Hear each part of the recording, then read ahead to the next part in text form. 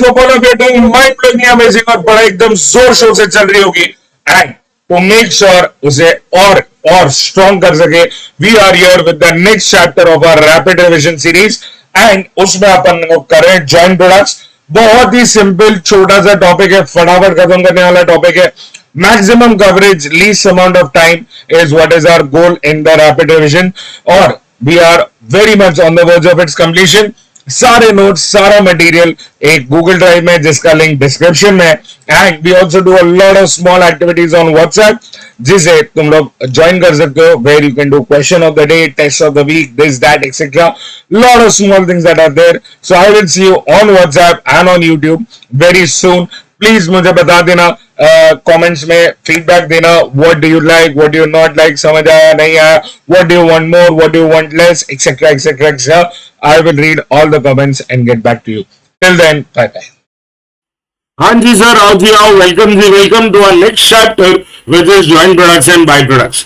अब इस चैप्टर को अगर एग्जाम पर्सपेक्टिव से देखेंगे ना तो कहीं पे यहाँ पे दिखेगा तुम्हें जॉइंट प्रोडक्ट्स और अगर उसका वेटेज देखोगे तो बहुत ज्यादा ग्रेट नहीं है with an total of 50 and average of 5 but of late क्या होते जा रहा है ऑफ लेट है ना इस टॉपिक की इंपॉर्टेंस बढ़ते जा रही है ठीक है। अब इस टॉपिक के क्या प्रॉब्लम एग्जैक्टली अपन लोग सॉल्व करने की कोशिश कर रहे हैं ना थोड़ा सा वो देख लो। मान लो कि तुम एक पिज्जा बनाना चाह रहे हो 12 इंचेस का ठीक है। अब पिज्जा बनाने में अपने को क्या क्या इंग्रेडिएंट्स लगेंगे तो सबसे पहले तो अपने को बेस लगेगा।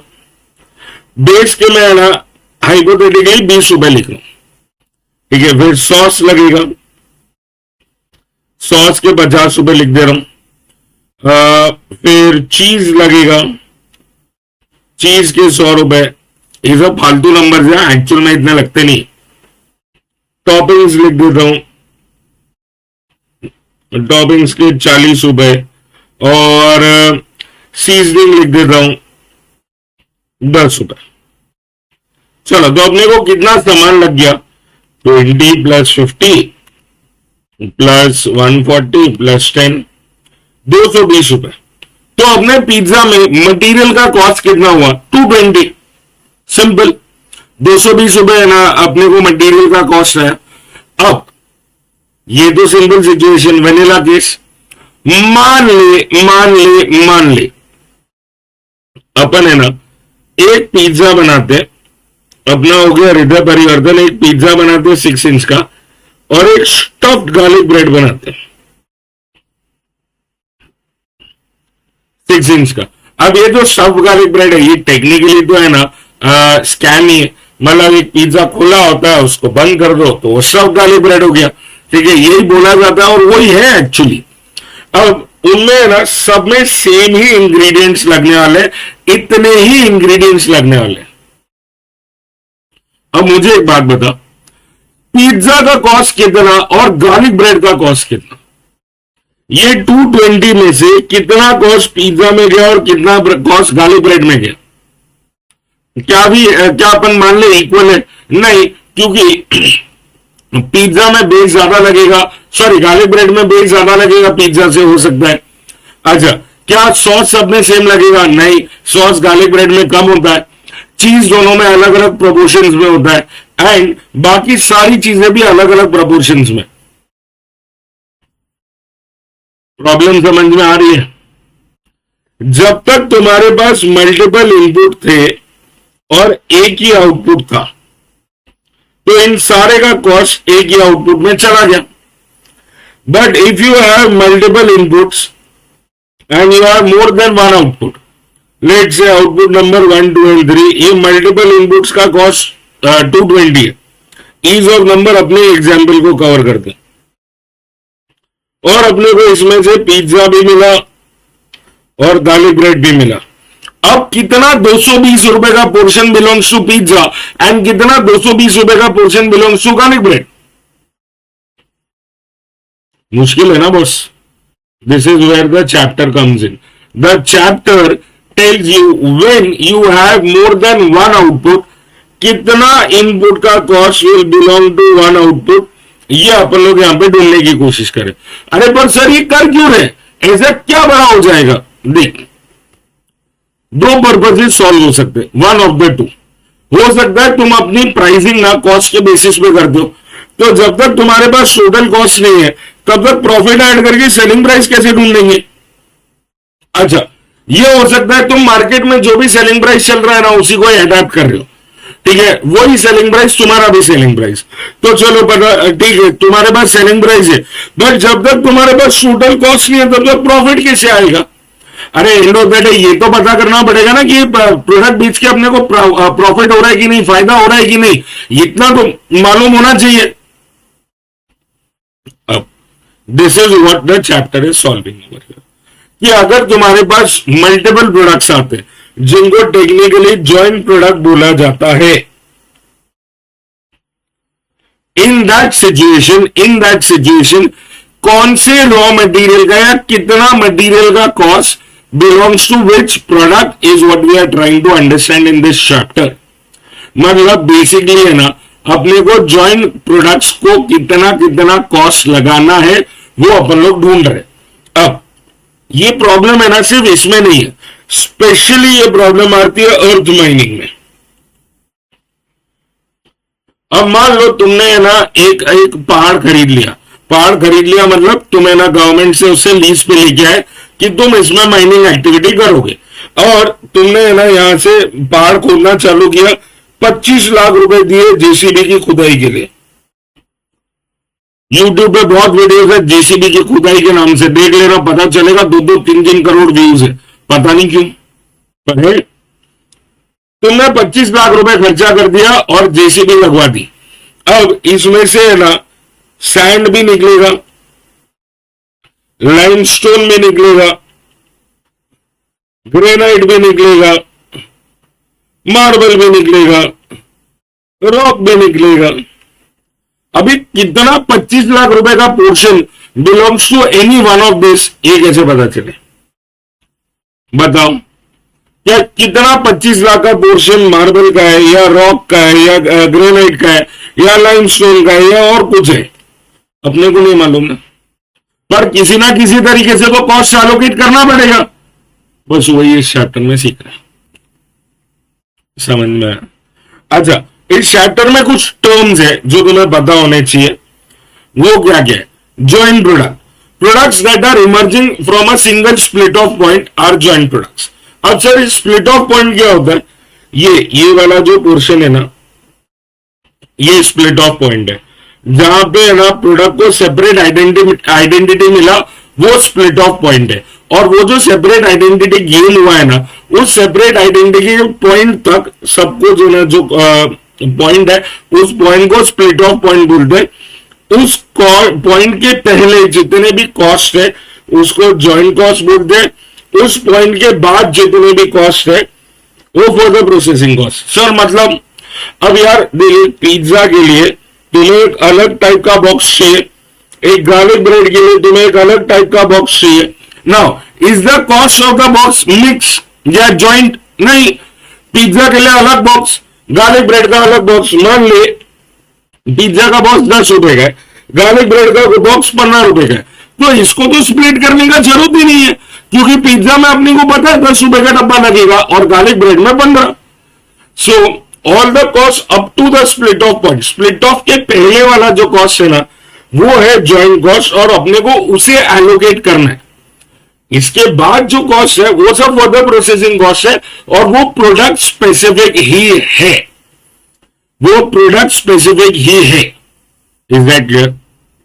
अब दूसरा स्प्लिट ऑफ पॉइंट अभी अभी डिस्कस किया, और बाय प्रोडक्ट्स। अब कुछ प्रोडक्ट्स ऐसे होते हैं जो है ना वो पता है बचपन में है ना तुमने अपने छोटे भाई बहनों को परेशान किया होगा ये बोल के कि तू तो है ना फेवरेट चाइल्ड है ही नहीं, मैं फेवरेट चाइल्ड हूं, तेरे को तो मंदिर से लेके आए थे, दिस दैट, तू अनवांटेड है वगैरह वगैरह, मजाक मस्ती में सब लोग ही बोलते थे ये।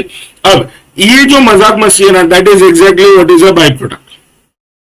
Products that are incidental to the process of manufacture, but वो है ना इंटेंडेड नहीं थे।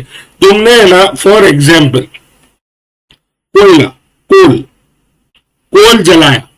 कोल जलाया, तुम्हें 2 प्रोडक्ट्स मिले, तुम्हें मिलेगा हीट और तुम्हें मिलेगा ऐश। अब मुझे एक बात बताओ, तुम कोयला इसलिए जलाओगे क्या कि राख मिल जाए? नहीं ना। तुम कोयला तो इसलिए जलाओगे क्योंकि गर्मी मिले, तो तुम कोयला इसलिए तो नहीं जलाने वाले कि राख मिल जाए। बात समझ रहा है? तो is ash a product which was intended to be manufactured? No.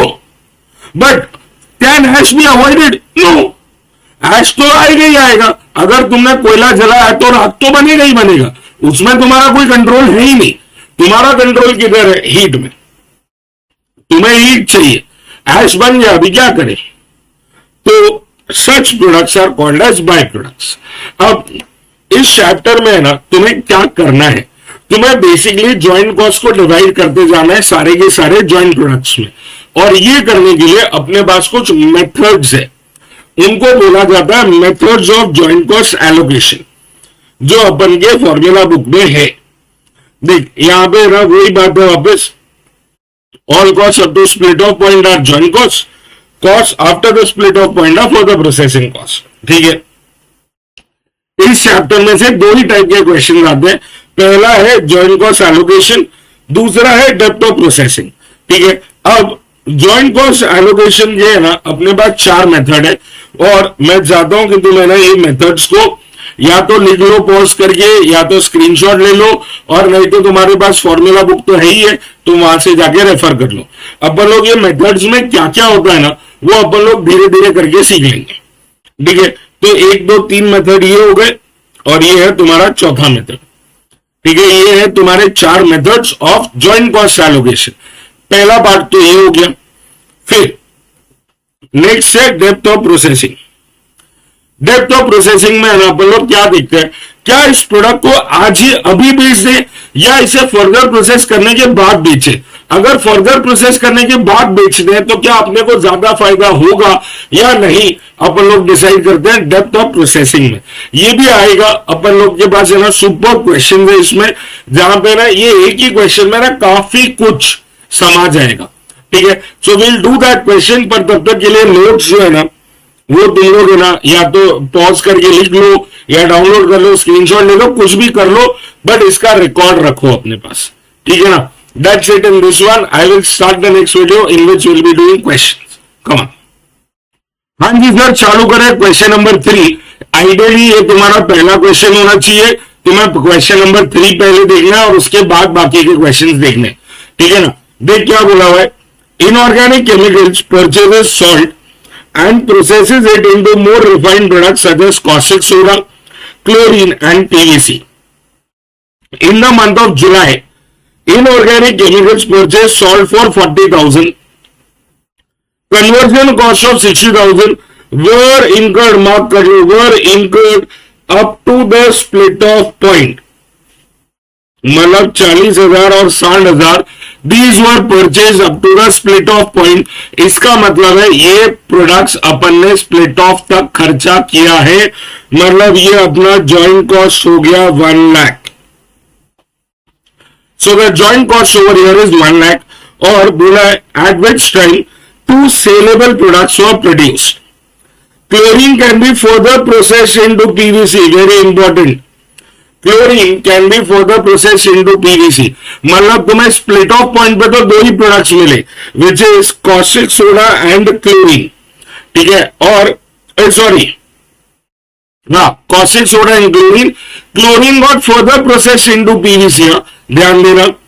और फिर July production and sales information is as follows.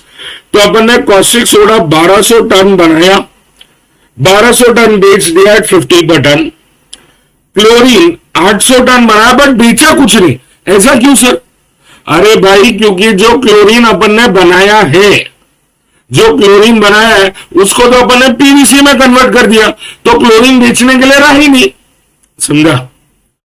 PVC 500 ton बनाया, 500 टन पूरा का पूरा बेच दिया 200 पर टन। और बोला है all the 800 ton of chlorine वो further process at an incremental cost of 20,000. This is your further processing cost. Further processing cost to yield 500 tons of PVC. There were no beginning or ending inventories of caustic soda, chlorine or PVC in July. There is an active market for chlorine. ठीक है, active market for chlorine मतलब तुम चाहो तो chlorine भी बेच सकते हो, ऐसा कंपलसरी नहीं है कि उसको पीवीसी में कन्वर्ट करना ही है। ठीक है, बोला है inorganic chemicals could have sold all of its July production of chlorine at 75 rupees a ton. तो कहने का मतलब क्या है कि अगर तुम चाहो तो तुम क्लोरीन एज इट इज भी बेच सकते हो। अगर तुम एज इट इज क्लोरीन बेचोगे तो तुम्हें 75 रुपीज पर टन मिलेगा। Now why do I like this question particularly? Because this is an icebreaker question into the topic. ठीक है, इसमें ना इतना सारा डेटा है ना, इतना सारा रिक्वायर्ड है कि अपना क्वेश्चन चैप्टर का 60-70% इसी क्वेश्चन में हो जाएगा। अब देख बोला गया है to calculate how joint cost of 1 lakh, ये तो अपन ने भी ढूंढा था ना, how the joint cost of 1 lakh would be apportion between caustic soda and chlorine under each of the methods. तो कॉस्टिक सोडा और क्लोरीन में कैसे कैसे डिवाइड कर रहा है वो पूछा है, और मेथड्स कौन से दिए हैं, sale value at split off, physical measure and estimated net realisable value. ठीक है, पहले इतना ही कर लेते। Now for this particular topic my suggestion always remains कि पहले है ना एक मैप बनाओ कि एग्जैक्टली क्या क्या कितना कितना कब कब कैसे कैसे हुआ है, तब जाके है ना इसमें से थोड़ी सी कहानी है ना बेटर बन पाती है। तो फॉर एग्जाम्पल सबसे पहले अपन लोग क्या लेके आए, सॉल्ट, और अपन लोग ने ना उसको प्रोसेस करके क्या बनाया, कॉस्टिक सोडा एंड क्लोरीन। ठीक है, और chlorine can be further converted into PVC. ठीक है, now let's talk about cost. सबसे पहले जॉइंट कॉस्ट। जॉइंट कॉस्ट कितना लगा अपने को, जॉइंट कॉस्ट लगा अपने को 1 लाख रुपए का।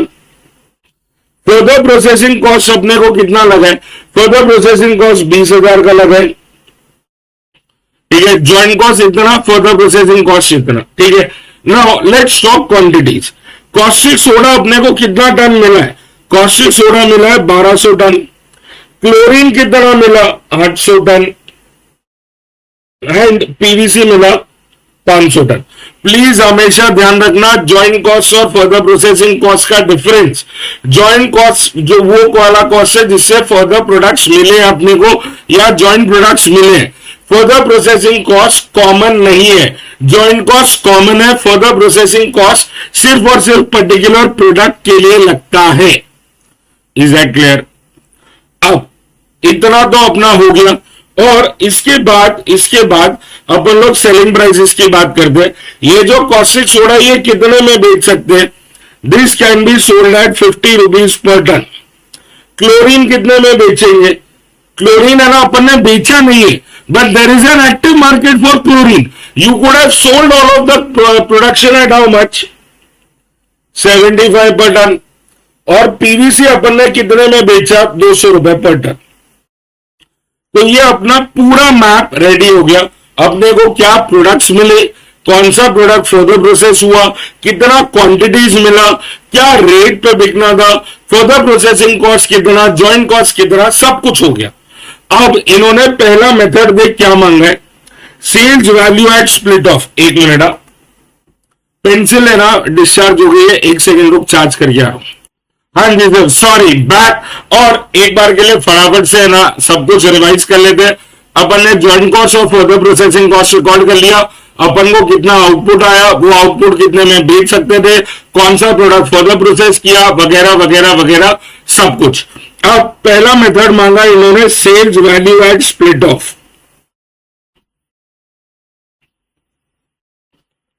अब sales value at split off कैसे आता है, जो भी तुम्हारे पास स्प्लिट ऑफ पे प्रोडक्ट्स आए हैं उनकी सेल्स वैल्यू के बेसिस पे तुम्हें अपना कॉस्ट डिवाइड करना है। तो कॉस्टिक सोडा और क्लोरीन इसकी सेल्स वैल्यू क्या होगी एट स्प्लिट ऑफ। तो सेल्स वैल्यू क्या है, 1200 टन है अपने पास क्वांटिटी और 50 रुपए में बेच सकते हैं, तो मतलब 60,000 ये हो गए। क्लोरीन 800 टन मिला है एंड एट 75 बेच सकते हैं, तो ये भी 60,000। तो अब ये जो सेल्स वैल्यू मिला है ना, इस रेशियो में अपने को कॉस्ट डिवाइड करना है। सो बेसिकली जेसी का एलोकेशन कैसे होगा, जेसी का एलोकेशन मतलब joint cost allocation 1 lakh in the ratio of 60,000 is to 60,000 मतलब 1:1 मतलब 50,000।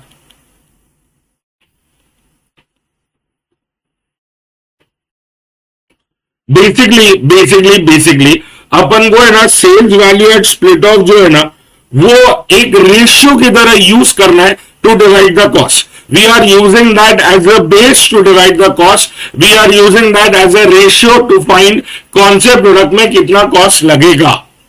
ठीक है, अब सेकेंड मेथड क्या होगा, सेकेंड मेथड मांगा physical measure. Physical measure method में क्या करते हैं, क्वांटिटीज के रेशियो में कॉस्ट डिवाइड कर देते हैं। So for caustic soda and chlorine अपने को जो क्वांटिटी आया है उस रेशियो में कॉस्ट डिवाइड करना है। तो अपने पास है ना क्वांटिटी कितना आया है, क्वांटिटी है 1200 ton and 800 ton. Sir chlorine लेंगे कि नहीं लेंगे, द आंसर इज नो। कोई भी ज्वाइंट कॉस्ट सिर्फ ज्वाइंट प्रोडक्ट्स में ही डिवाइड होगा। मतलब अगर अपने पास दो ही ज्वाइंट प्रोडक्ट्स हैं तो दो ही प्रोडक्ट्स में ज्वाइंट कॉस्ट डिवाइड करना है। Do not divide your joint cost in a further process product.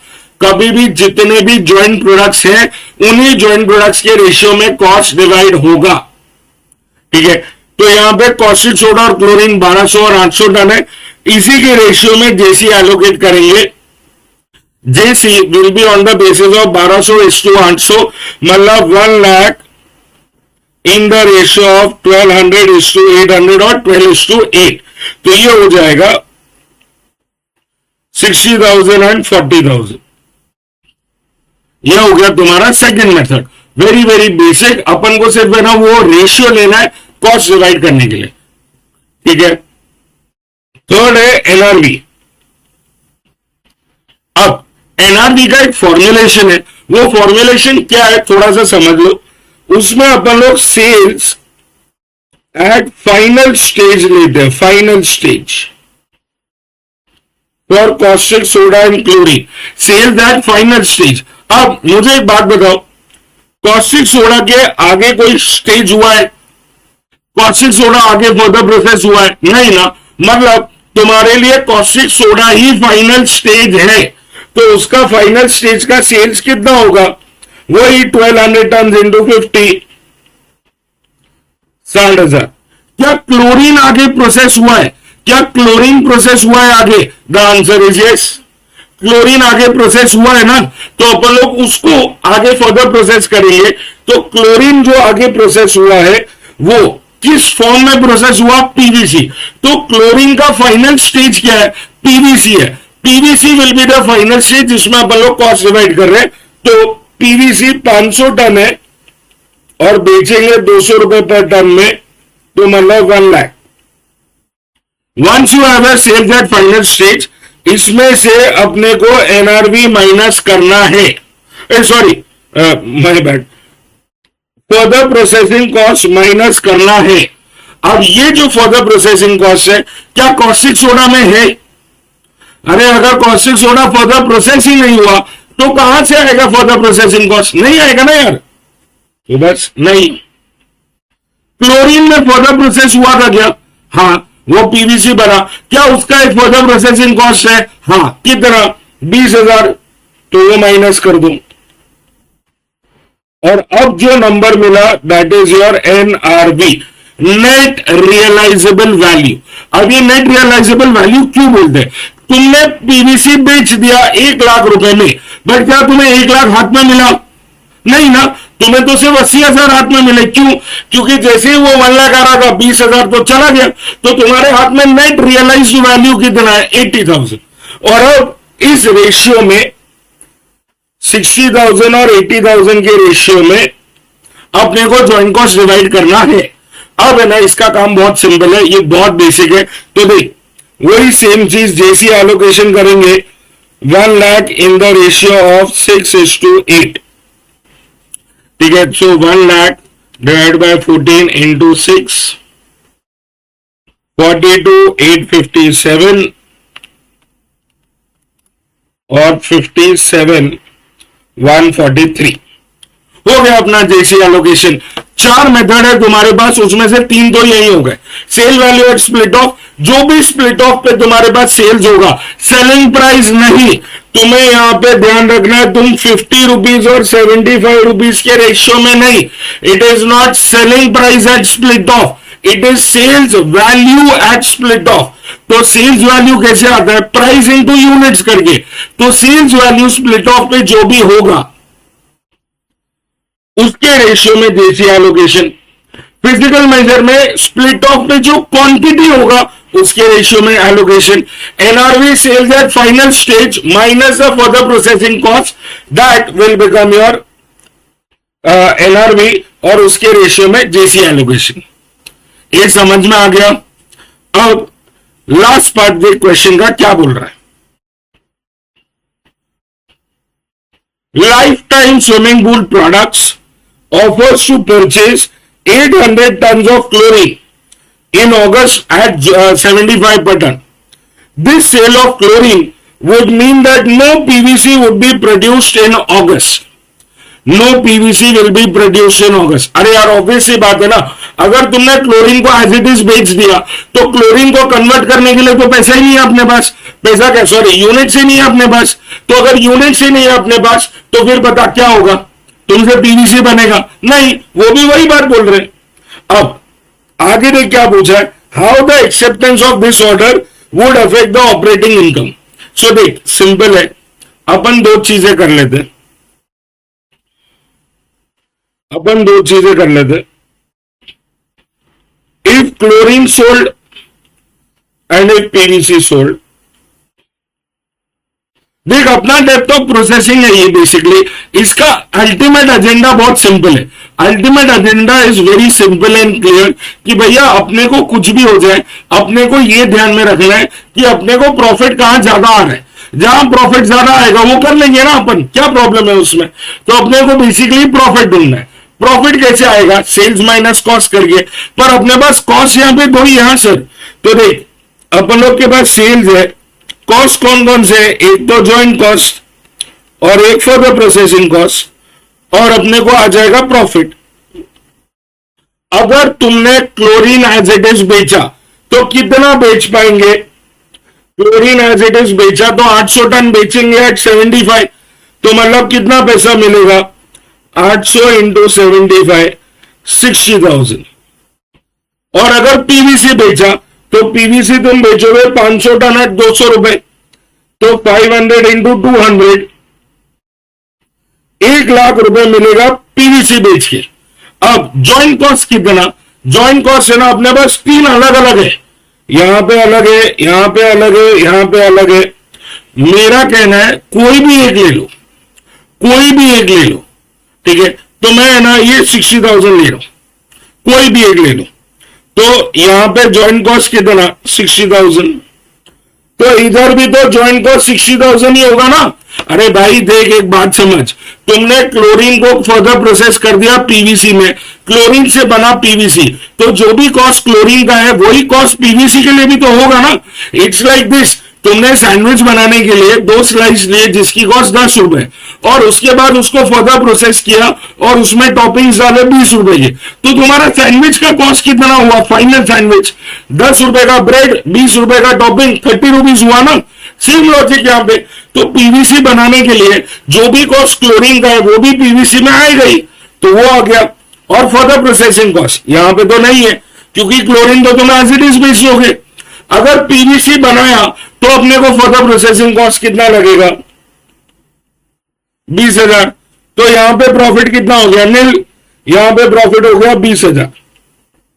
तो should you further process, yes. अब क्वेश्चन का लैंग्वेज है ना बड़ा डिफरेंट है, ध्यान दे क्वेश्चन ने क्या मांगा है, how the acceptance of this order would affect the operating income. मतलब तुमने क्लोरीन बेचने का ऑफर एक्सेप्ट कर लिया है, तो इन दैट सिचुएशन क्या होगा वो पूछ रहे। तो अगर तुमने क्लोरीन एज इट इज बेच दिया तो तुम्हारे लिए तो प्रॉफिट हो गया नील, जहां पे आना चाहिए था 20,000 वहां पे आया nil. So if offer accepted, if offer accepted, profit को क्या होगा, profit will reduce by 20,000 rupees. समझ में आया? ये वाला जो पोर्शन है ना, इसको बुलाते हैं डेप्थ ऑफ प्रोसेसिंग। ये बहुत अलग अलग टाइप से तुम्हारे पास आते ही जाएगा। तुम्हें इसको यही करना है, तुम्हें देखना है कि प्रॉफिट कहां ज्यादा है। क्लोरीन बेच के प्रॉफिट आता है ज्यादा या पीवीसी बेच के आता है ज्यादा? जहां प्रॉफिट ज्यादा आएगा वहां पे जयराम जी की वही करेंगे। क्लोरीन अगर बेचा तो 0 प्रॉफिट आ रहा है, पीवीसी अगर बेचा तो 20,000 प्रॉफिट आ रहा है। अब एक छोटी सी चीज समझ ले, मैंने दोनों जगह ज्वाइंट कॉस्ट सेम ही लिखा है, मैं निकाल देता हूं दोनों जगह से, दोनों जगह से निकाल दिया। अब प्रॉफिट कितना है? 60,000 और यहां पे 80,000। मेरा डिफरेंस तो आज भी 20,000 ही है। मैं उसको ज्वाइंट कॉस्ट को इंक्लूड करूं या नहीं करूं, मेरे को तो है ना प्रॉफिट में डिफरेंस 20,000 ही आने वाला है, क्योंकि दोनों जगह सेम अमाउंट लिख रहा है ना यार। तो तू लिख या मत लिख, कोई फर्क नहीं पड़ने वाला। समझा? इस कॉन्सेप्ट को और बेटर करेंगे अपन लोग आगे के क्वेश्चंस में, बट फिलहाल के लिए ना इतना समझ ले, तुम ज्वाइंट कॉस्ट लिखो या मत लिखो कोई फर्क ही नहीं पड़ना। डेप्थ ऑफ प्रोसेसिंग में कोई फर्क नहीं पड़ेगा। Is that clear? चलो, ये हो गया अपना ये question. I will see in the next one. आ जाओ फटाफट।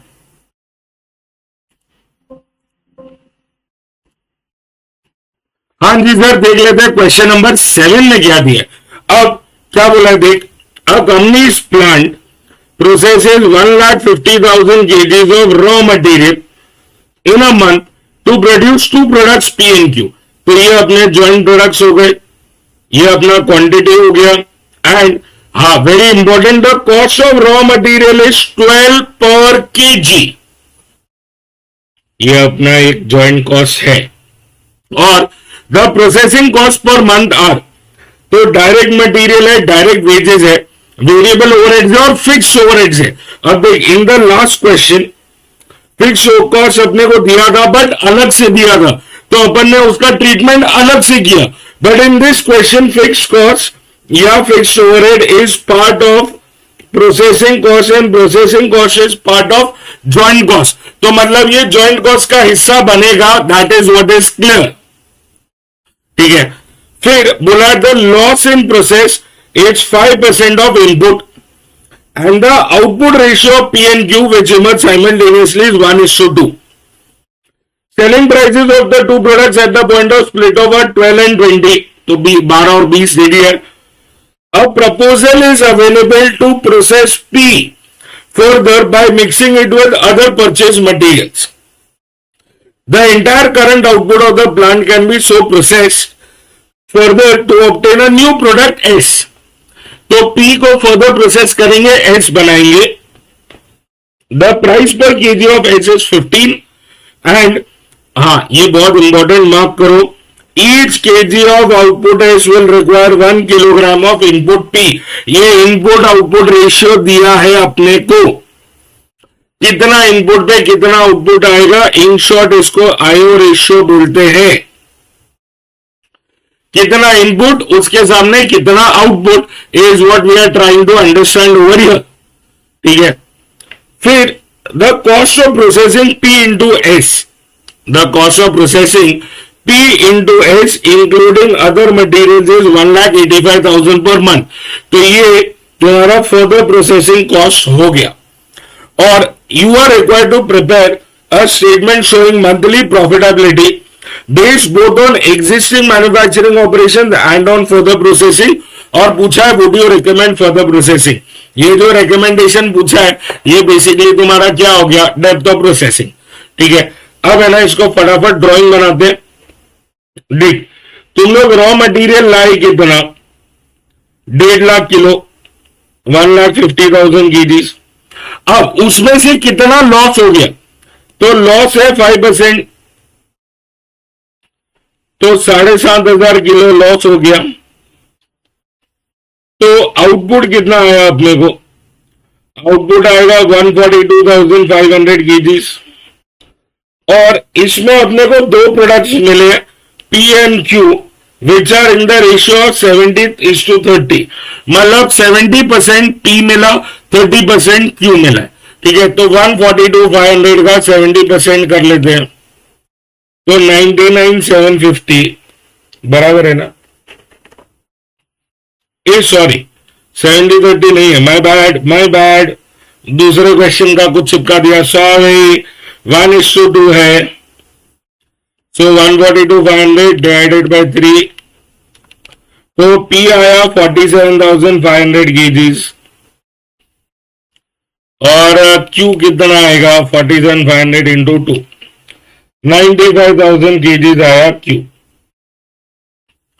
कौन सा प्रोडक्ट फर्दर प्रोसेस हो सकता है? P फर्दर प्रोसेस हो सकता है, और इसमें अपने को क्या मिलेगा? मिलेगा अपने को प्रोडक्ट S। और क्वांटिटी के लिए क्या बोला है? 1 kg of output is equal to 1 kg of input, मतलब इधर अपने को वापस से 47,500 kg ही आएगा, बराबर। और ये जो 47,500 kg आया है अपने को, ये अपने को है ना P में से मिला है, और इसको करने के लिए अपने को कुछ फर्दर प्रोसेसिंग कॉस्ट लगा है, विच इज 1,85,000। क्यों का ऐसा कुछ बोला नहीं है, फर्दर प्रोसेस हो रहा है कि नहीं, तो मतलब अपन मान रहे कि नहीं होगा। अब let's talk selling prices. P कितने में बेच सकते हैं? P बेच सकते हैं 12 में, Q बेच सकते हैं 20 में, S कितने में बेचेंगे? S बेचेंगे 15 में। ठीक है, S बेचेंगे अपन लोग 15 रुपए में। और अब ज्वाइंट कॉस्ट कितना? वेरी वेरी इंपॉर्टेंट है ज्वाइंट कॉस्ट, यहां पे इंपॉर्टेंट है, प्लीज समझ ले। तुमने ना 1.5 लाख किलो खरीदा है रॉ मटेरियल, तो सबसे पहले तो रॉ मटेरियल का ही कॉस्ट आ जाएगा 1,50,000 kgs eight 12 per kg, 18 lakh is the raw material cost. और ये रॉ मटेरियल कॉस्ट के साथ, ये सारे के सारे प्रोसेसिंग कॉस्ट है, तो ये भी सब कुछ ऐड होगा। कितना हो जा रहा है? 90,000 plus 1,20,000 plus 1 lakh plus 1 lakh, 4,10,000 हो रहा है ये अपना प्रोसेसिंग कॉस्ट। तो मैं इसको लिख रहा हूं प्रोसेसिंग कॉस्ट 4,10,000, तो टोटल कॉस्ट कितना? 22,10,000। तो ठीक, अपन ने क्वांटिटीज लिख लिए, सेलिंग प्राइसेस लिख लिए, joint cost, further processing cost, अपन ने सब कुछ लिख लिया है। ठीक है, अब सबसे पहला काम अपन लोग क्या करेंगे? अपन लोग के पास जेसी एलोकेशन नहीं है, तो सबसे पहले तो जेसी एलोकेशन ढूंढेंगे। तो जेसी एलोकेशन में क्या होगा? अपने पास मेथड बोला नहीं है, मेथड बताया नहीं है, अपने पास कोई इंडिकेशन नहीं है, तो अपन लोग क्या करेंगे? We will take sales value at split off as usual. तो यहां पे लिख दे रहा हूं मैं sales at split off, shortcut SO मतलब स्प्लिट ऑफ। P और Q 47,500 kgs बेचेंगे एट 12 पर kg, तो यहां से कितना बन जाएगा? 47,500 इंटू 12, 5,70,000। Q कितना बेचेंगे? Q बेचेंगे 95,000 इंटू 20, तो ये 19 lakhs। तो सेल्स एट स्प्लिट ऑफ मिल गया। अब इसी के रेशियो में जेसी एलोकेशन 22,10,000 है, जो 5,70,000 और 19 lakhs के रेशियो में डिवाइड करना है। तो 5,70,000 प्लस 19 lakhs 24,70,000 हो रहा है, तो 22,10,000 डिवाइडेड बाय 24,70,000 इंटू 5,70,000, तो ये हो गया 5,10,000, और Q के लिए हो गया 17 lakhs। ठीक है, तो ये आ गया अपना जेसी का एलोकेशन, सबसे पहला पार्ट। ठीक है, अब उन्होंने क्या पूछा है? एग्जिस्टिंग ऑपरेशंस और फर्दर प्रोसेसिंग में प्रॉफिट ढूंढ के दो। तो एग्जिस्टिंग ऑपरेशंस में क्या बेचेंगे? P और Q, उसमें यही लिखेंगे sales at split off. Split off पे सेल्स अपन लोग ने ऑलरेडी ढूंढा है 5,70,000 और 19 lakhs, और स्प्लिट ऑफ पे तो एक ही कॉस्ट लेस होएगा, which is what? The joint cost 5,10,000 और 17 lakhs। तो प्रॉफिट कितना? 60,000 and 2 lakhs. ये हो गया the sales at current stage. अगर तुम एग्जिस्टिंग ऑपरेशंस में हो तो sales at split off minus the further processing cost, तुम्हें प्रॉफिट आ जाएगा. अब अगर तुम फर्दर प्रोसेस करते हो तो आप कौन से प्रोडक्ट्स बेचोगे? अब क्या तुम पी बेचोगे? नहीं, तुम बेचोगे एस और क्यू. तो यहां पे अब एस और क्यू ले लेते हैं. Sales less the joint cost and less the further processing cost, आ जाएगा प्रॉफिट. सेल्स कितना आएगा एस का? एस बेचेंगे 47,500 15 रुपए में. सो 47,500 इंटू 15 7,12,500. और क्यू कितने में बेचेंगे? क्यू तो उतने में बिकेगा क्योंकि वो तो फर्दर प्रोसेस हो ही नहीं रहा है ना बॉस. तो जो बेच रहे हैं उसी में ही बेचेंगे. सो वही 95,000 इंटू 20 19 lakhs मिलेगा. ज्वाइंट कॉस्ट है ना 5,10,000. अरे सर, जो पी का ज्वाइंट कॉस्ट है वही एस का रहेगा ना. पी से ही एस बन रहा है, तो जो पी का ज्वाइंट कॉस्ट वही एस का ज्वाइंट कॉस्ट. इसमें कंफ्यूजन मत करना कभी. और यहां पे 17 lakhs और फर्दर प्रोसेसिंग कॉस्ट है 1,85,000. यहां पे कुछ नहीं. तो 7,12,500 माइनस 5,10,000 माइनस 1,85,000. तो इधर प्रॉफिट आ रहा है 17,500 और ये तो 2 लाख है. Would you recommend for the processing? अगर पी एज इट इज बेचते हैं तो 60,000 रुपए मिलते हैं, और अगर अपन लोग उसको पी को एस में कन्वर्ट करके बेच रहे हैं then we get only 17,500. Profit कम हो रहा है भाई. Would you recommend? No. Would you recommend for the processing? No, because profit is decreasing. खत्म. चला जा अगला करते हैं. हाँ जी सर, देख लेते हैं क्वेश्चन नंबर 9 में क्या बोला हुआ है. सो यहां पे ना क्वेश्चन नंबर 9 में देखते हैं. It says a company processes a raw material in its department 1 to produce 3 products. तो भैया डिपार्टमेंट 1 में 3 प्रोडक्ट बन रहे हैं, तो डिपार्टमेंट 1 का कॉस्ट ज्वाइंट कॉस्ट होगा. और बोला ए बी एक्स है 3 products. During a period 1,80,000 kgs of raw material were processed in department 1 at a total cost of 12,88,000. तो ये क्या हो गया? joint cost.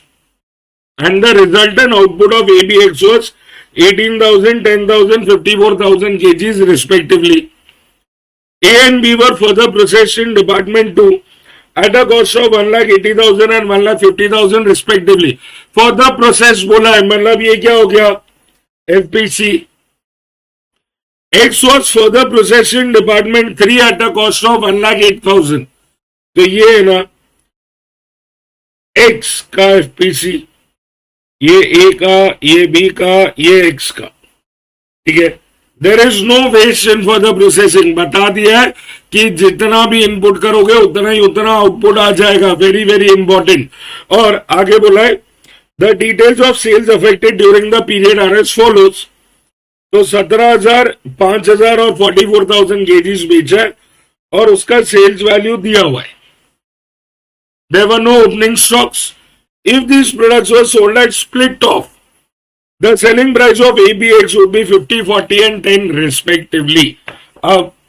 Before we read anything in the required से पहले क्या करेंगे अपन लोग यहाँ पे ड्राइंग बनाएंगे. तो अपने पास एक रॉ मटेरियल है जिसका टोटल कॉस्ट है या जॉइंट कॉस्ट है 12,88,000. अपने को मिले 3 products A, B and X. कितने मिले हैं? A, B, X, एक सेकेंड ना, 18,000 kgs of A, 10,000 of B, 54,000 of X. ये सारे के सारे फर्दर प्रोसेस हुए और वापस A उतना ही मिला क्योंकि क्वेश्चन ने बोला है there is no loss in further processing. तो X मिला 54,000. बट सर इन्होंने है ना क्वांटिटी सोल्ड तो सेम नहीं दिया है. इसका मतलब क्या हुआ? अरे बाबू, इसका मतलब क्लोजिंग स्टॉक हुआ। तेरे पास 18,000 किलो था, तूने बेचा है 17,000 किलो। कितने में बेचा है?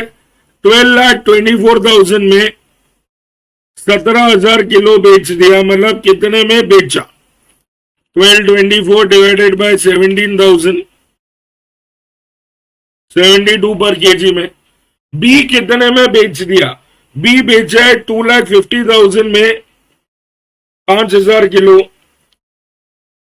तो 50 रुपए पर किलो। और सी 7,92,000 में 44,000 केजीज बेचा है, तो 7,92,000 में 44,000 ये बेचा 18 रुपए में। अच्छा, इन्होंने अपने को ज्वाइंट कॉस्ट तो दिया ही था, वो लिख दिया। फर्दर प्रोसेसिंग कॉस्ट देख ले कितना है। It is 1,80,000 for A, 1,50,000 for B, और एक्स के लिए 1,08,000। ठीक है। और उसके बाद उन्होंने बोला स्प्लिट ऑफ पे अगर बेचते तो एट 50, 40 और 10 में बेचेंगे। तो अब देख, ड्राइंग तो अपनी बन गई, सब कुछ आ गया। ज्वाइंट कॉस्ट कितना, फर्दर प्रोसेसिंग कॉस्ट कितना, कौन से लेवल पे कितना प्रोडक्ट आया है, कितना बेचा है, कितना रह गया है, क्या रेट में बेचा है, स्प्लिट ऑफ पे क्या रेट है, वगैरह वगैरह, एवरीथिंग इज डन। अब अपना पहला रिक्वायर्ड चेक कर ले। Prepare a statement showing the apportionment of joint cost for ABX. तो एबीएक्स का जीसी अपॉर्शनमेंट है, तो जीसी के लिए अगर कुछ नहीं बोला है तो अपन लोग क्या करते हैं? Sales value at split off. Sales at split off for A B and X. तो स्प्लिट ऑफ पे कितना केजीज है? 18,000 इंटू 50, 10,000 इंटू 40 और 54,000 इंटू 10। तो 9 लाख ये हो गया, 4 लाख ये हो गया, और 5,40,000 ये हो गया। और अब अपन लोग करेंगे जेसी एलोकेशन। जेसी अपना 12,88,000 बराबर। अब 9 लाख प्लस 4 लाख प्लस 5,40,000, 18,40,000 हो रहा है। So 12,88,000 divided by 18,40,000 into 9 lakh, तो ये हो गया 6,30,000। फिर 2,80,000, 5,40,000 के लिए 3,78,000।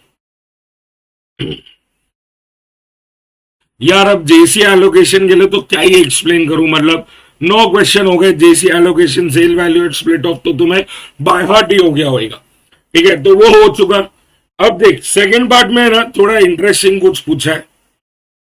You are required to prepare a statement showing the cost per kg of each product indicating joint cost, further processing cost and total cost separately। तो जेसी, एफपीसी और total cost ये सेपरेटली दिखाना है पर केजी बेसिस पे। अब देख, यहां पे बहुत इंपॉर्टेंट है ये समझना कि तुमने फर्दर प्रोसेसिंग के बाद है ना अपना प्रोडक्ट बेचा है, तो मतलब फर्दर प्रोसेसिंग के बाद जितना क्वांटिटी तुम्हारे पास है उसमें वो कॉस्ट डिवाइड होना चाहिए। ठीक है, अब what do I mean by that, इसका मतलब क्या है ये समझ।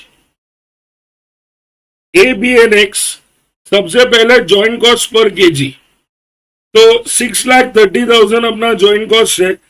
ए का केजीज कितना माने, क्या ये 18,000 ये वाला ए माने, या ये 18,000 ये बी, या ये 17,000 जो सी है वो किससे डिवाइड करेंगे?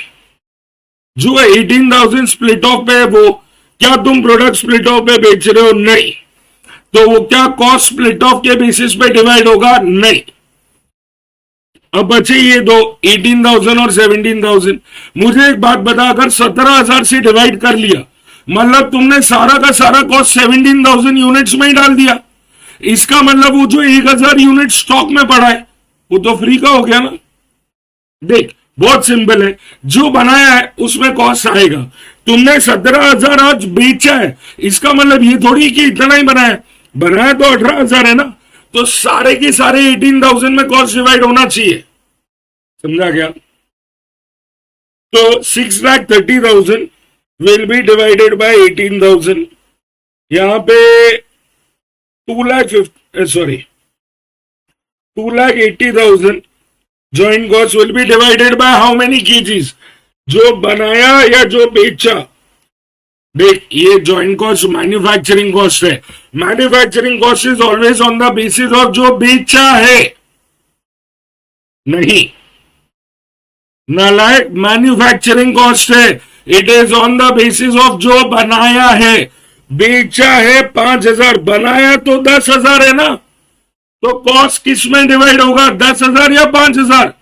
10,000। तो यहां पे डिवाइड बाय 10,000। और एक्स में 3,78,000 है, और अपन ने बनाया है 54,000। चलो, तो 6,30,000 डिवाइड बाय 18,000, 35, 2,80,000 के लिए 28, 3,78,000 डिवाइड बाय 54,000, 7।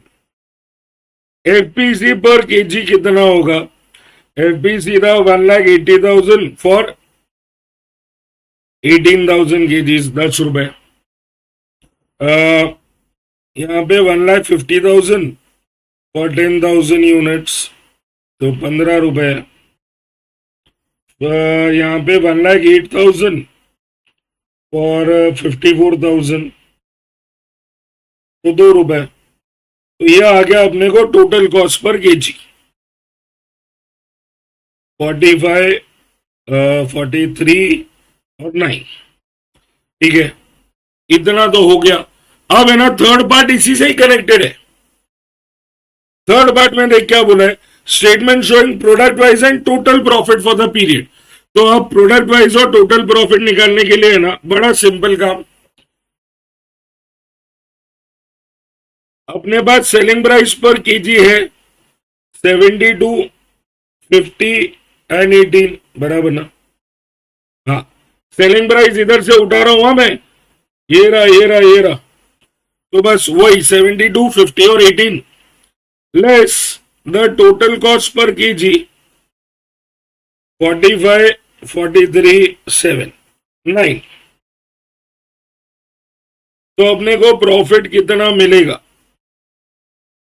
तो 72 माइनस 45, 27 रुपए, 7 रुपए और 9 रुपए।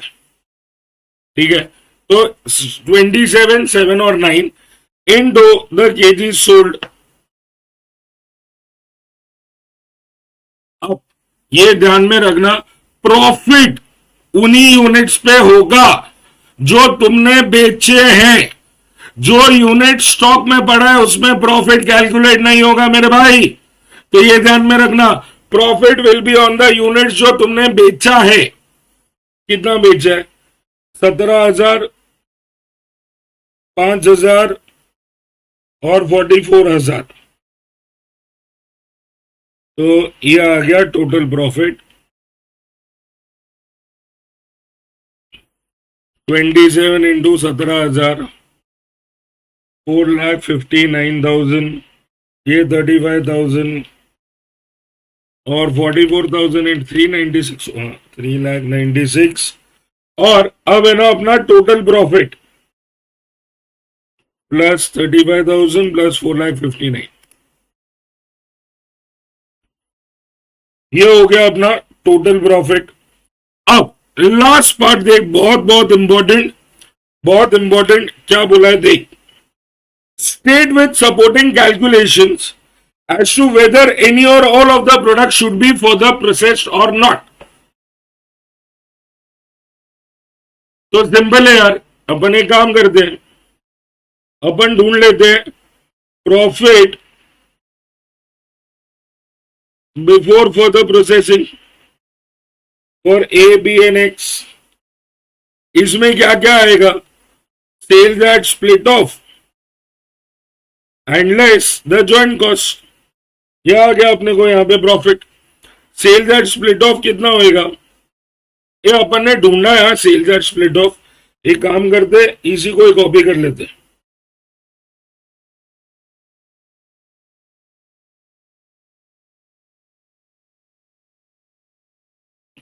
बस सेल दैट स्प्लिट ऑफ है और ज्वाइंट कॉस्ट है, माइनस कर दे। ओ भाई द वे ध्यान रखना भाई साहब, कुछ भी हो जाए तुम्हारा ज्वाइंट कॉस्ट सेम ही रहने वाला है, whether you sell the product at final stage और एट स्प्लिट ऑफ। कहीं पे भी बेचो तुम्हारा कॉस्ट, ज्वाइंट कॉस्ट उतना का उतना ही रहेगा। अपन ने सेल एट स्प्लिट ऑफ को एक मेथड एज अ बेस लिया है ज्वाइंट कॉस्ट डिवीजन के लिए। इसका मतलब ये नहीं है कि अपन ने स्प्लिट ऑफ पे ही बेचा, अपन बाद में भी बेच सकते हैं। हाँ, तो प्रॉफिट 2,70,000, 1,20,000 और 5,40,000 माइनस 378, 540 माइनस 378, 1,62,000। एक तो ये हो गया। अब अपन लोग ढूंढ लेते हैं प्रॉफिट आफ्टर फर्दर प्रोसेसिंग।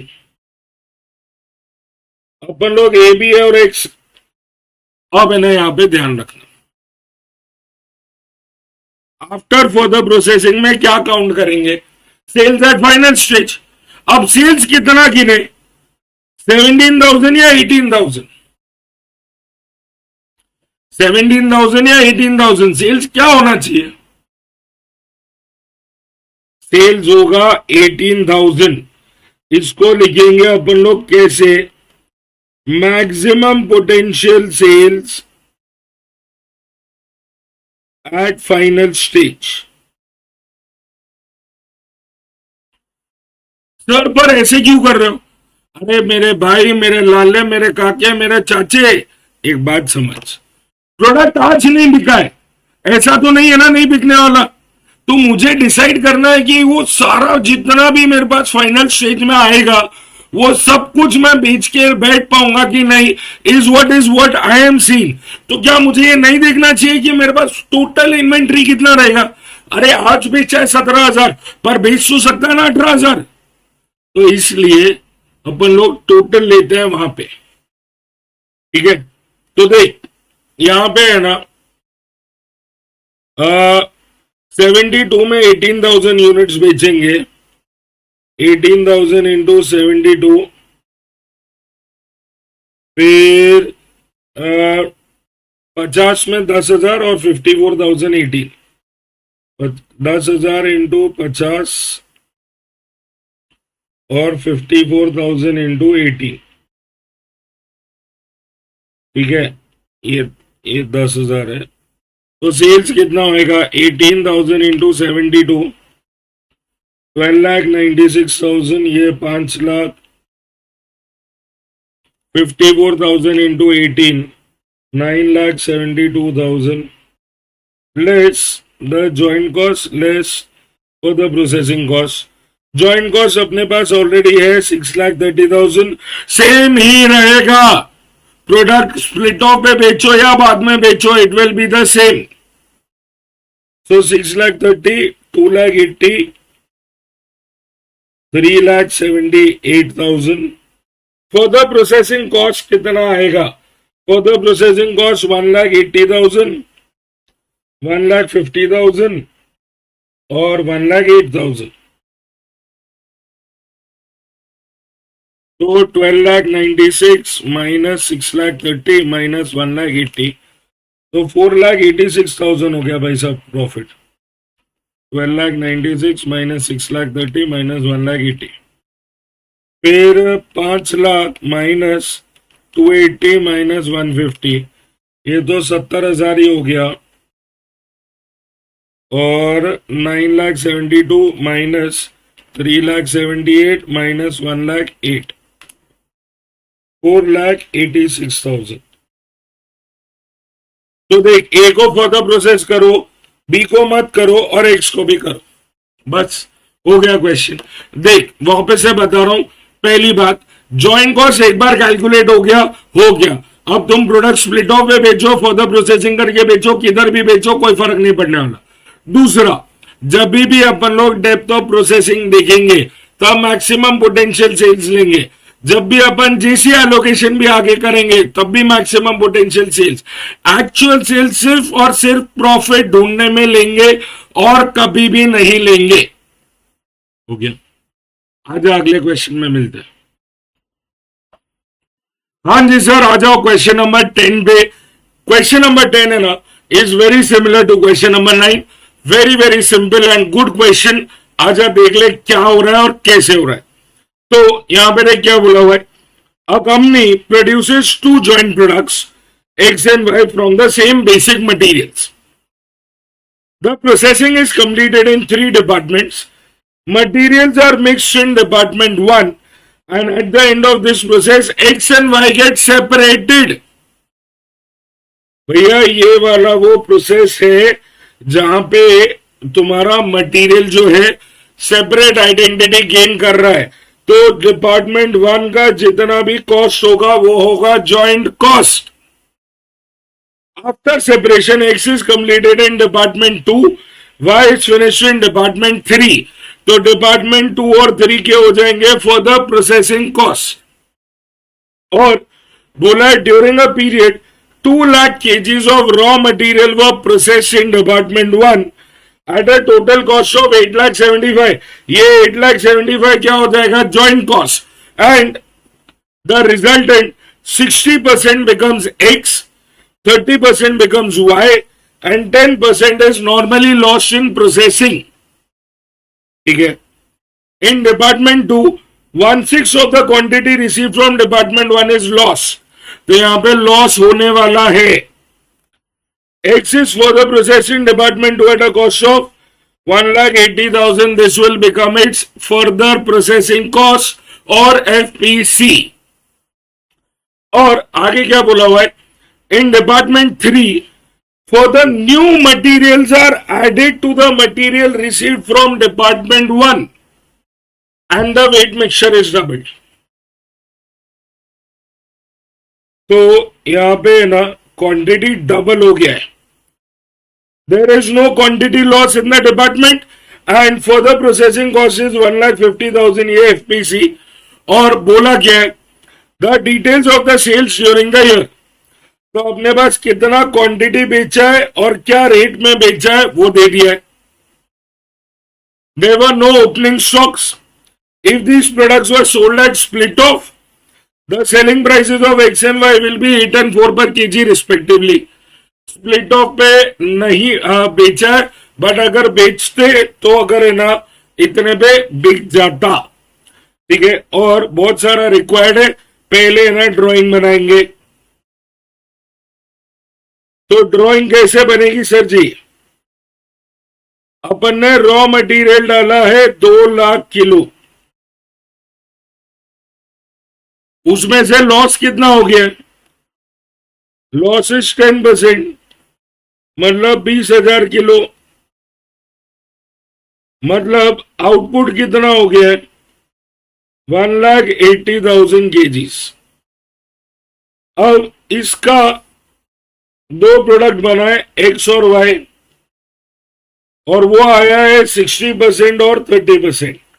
अब अगर तुम 1,80,000 का 60% करते हो तो ये 1,08,000 होगा और 30% 54,000।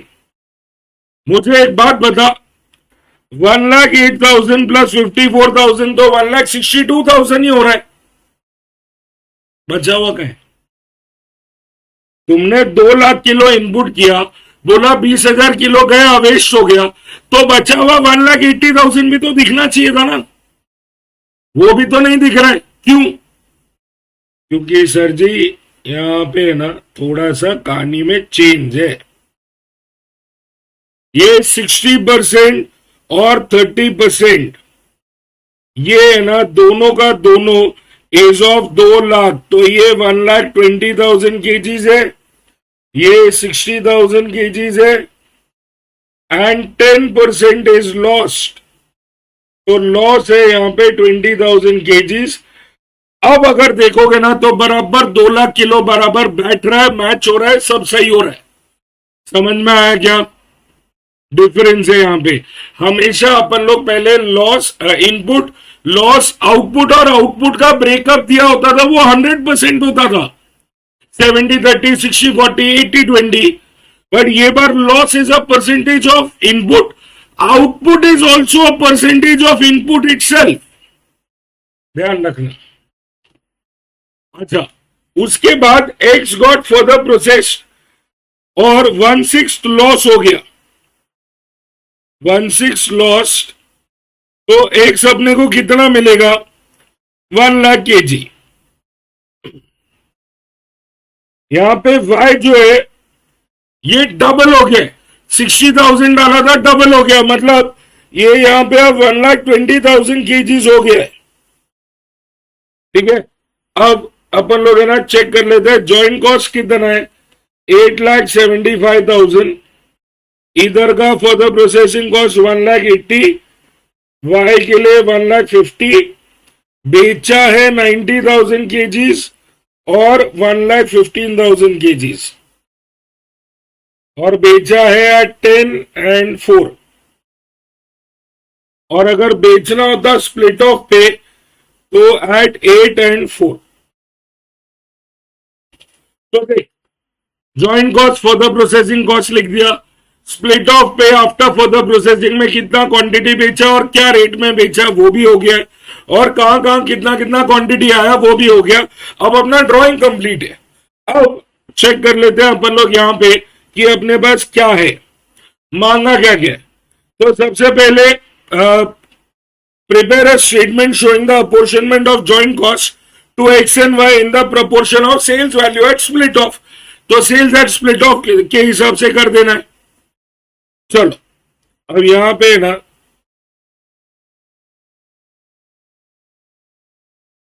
सेल्स एट स्प्लिट ऑफ ढूंढ लेते पहले।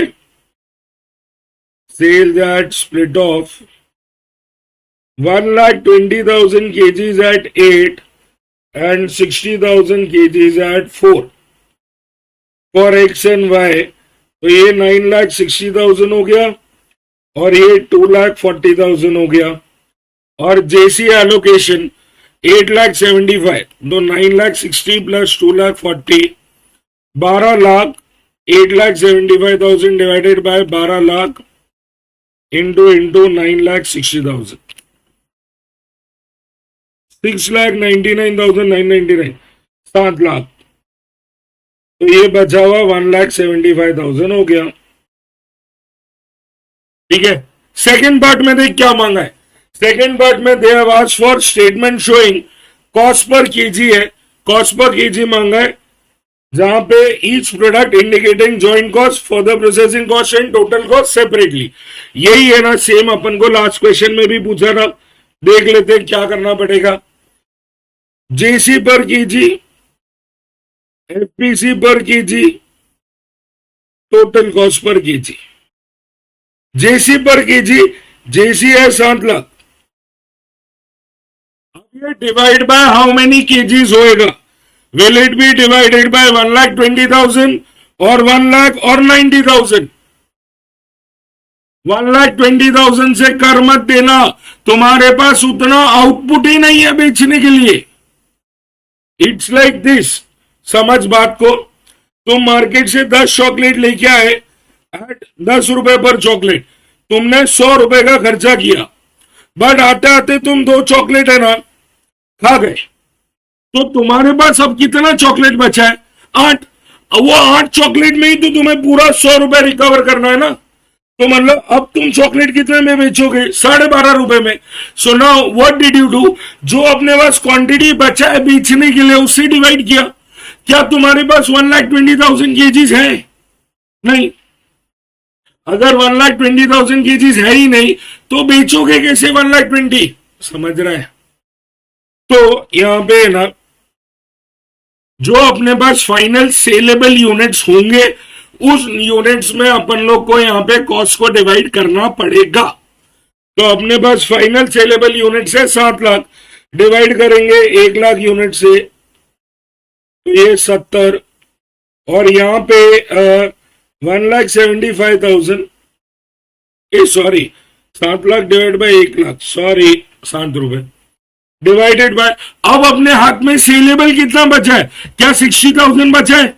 नहीं, अपने पास बचा है 1,20,000। प्लीज ध्यान में रखना, जो सेलेबल है उसमें जॉइंट कॉस्ट डिवाइड होगा, नॉट इवन जो सोल्ड है। 90,000 में भी नहीं, क्योंकि तुमने जो 7 लाख का खर्चा किया उसमें तुम्हारे पास 1 लाख यूनिट है बेचने के लिए, तो इसलिए इतने अमाउंट से होगा। तो 1,75,000 डिवाइडेड बाय 1,20,000, ये 1.458 है, इसको 1.46 कर दे रहा हूं। Further processing cost 1,80,000 divided by 1 lakh, तो ये हो गया 1.8 एंड 1,50,000 डिवाइडेड बाय 1,20,000, तो ये हो गया 1.25, तो ये हो गया 8.8 और 1.46 2.71। अब देख थर्ड रिक्वायर्ड में क्या मांगा है। थर्ड रिक्वायर्ड में देख क्या मांगा है। They have asked us to prepare a statement showing product wise profit for the year. Profit ढूंढ रहे हो, प्लीज ध्यान में रखना, प्रॉफिट ढूंढते वक्त गलती नहीं, प्रॉफिट ढूंढते वक्त सेलिंग प्राइस पर KG minus total cost per KG, ये हुआ प्रॉफिट पर केजी इनटू केजी सोल्ड। जो बेचा है वो प्रॉफिट सिर्फ उन्हीं यूनिट्स में जो बेच दिए, तो कितना बेचा है। पहले तो सेलिंग प्राइस पर केजी लिख रहा हूं 10 and 4, टोटल कॉस्ट है 8.8 और 2.7, तो ये हो गया 1.2 और ये 1.3, 1.46 प्लस 2.7 4.1, सॉरी 1.25 प्लस 1.46 2.71 होएगा ना, तो 4 माइनस 2.71 1.2 नहीं रखे, मिस्टेक नीचे, इनटू यूनिट सोल्ड कितना है 90,000 एंड 1,15,000, तो ये तो हो जाएगा 1,08,000 एंड 1.25 इंटू 1,15,000 148,350, ये हो गया अपना प्रॉफिट। अब लास्ट काम देख क्या बोला हुआ है। On the basis of profit before and after further processing of X and Y, give your comment, should it be further processed और नॉट। तो अब अपन लोग फाइंड करेंगे डेप्थ ऑफ प्रोसेसिंग, उसके लिए है ना X before further processing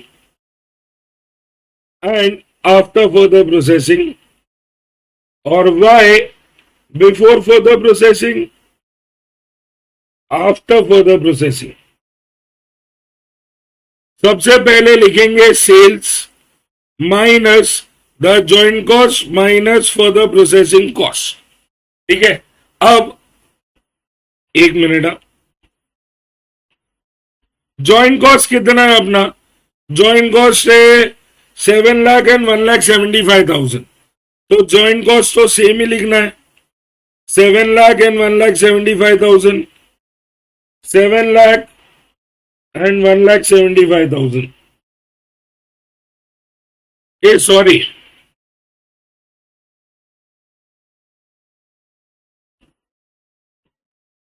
7 lakh ये।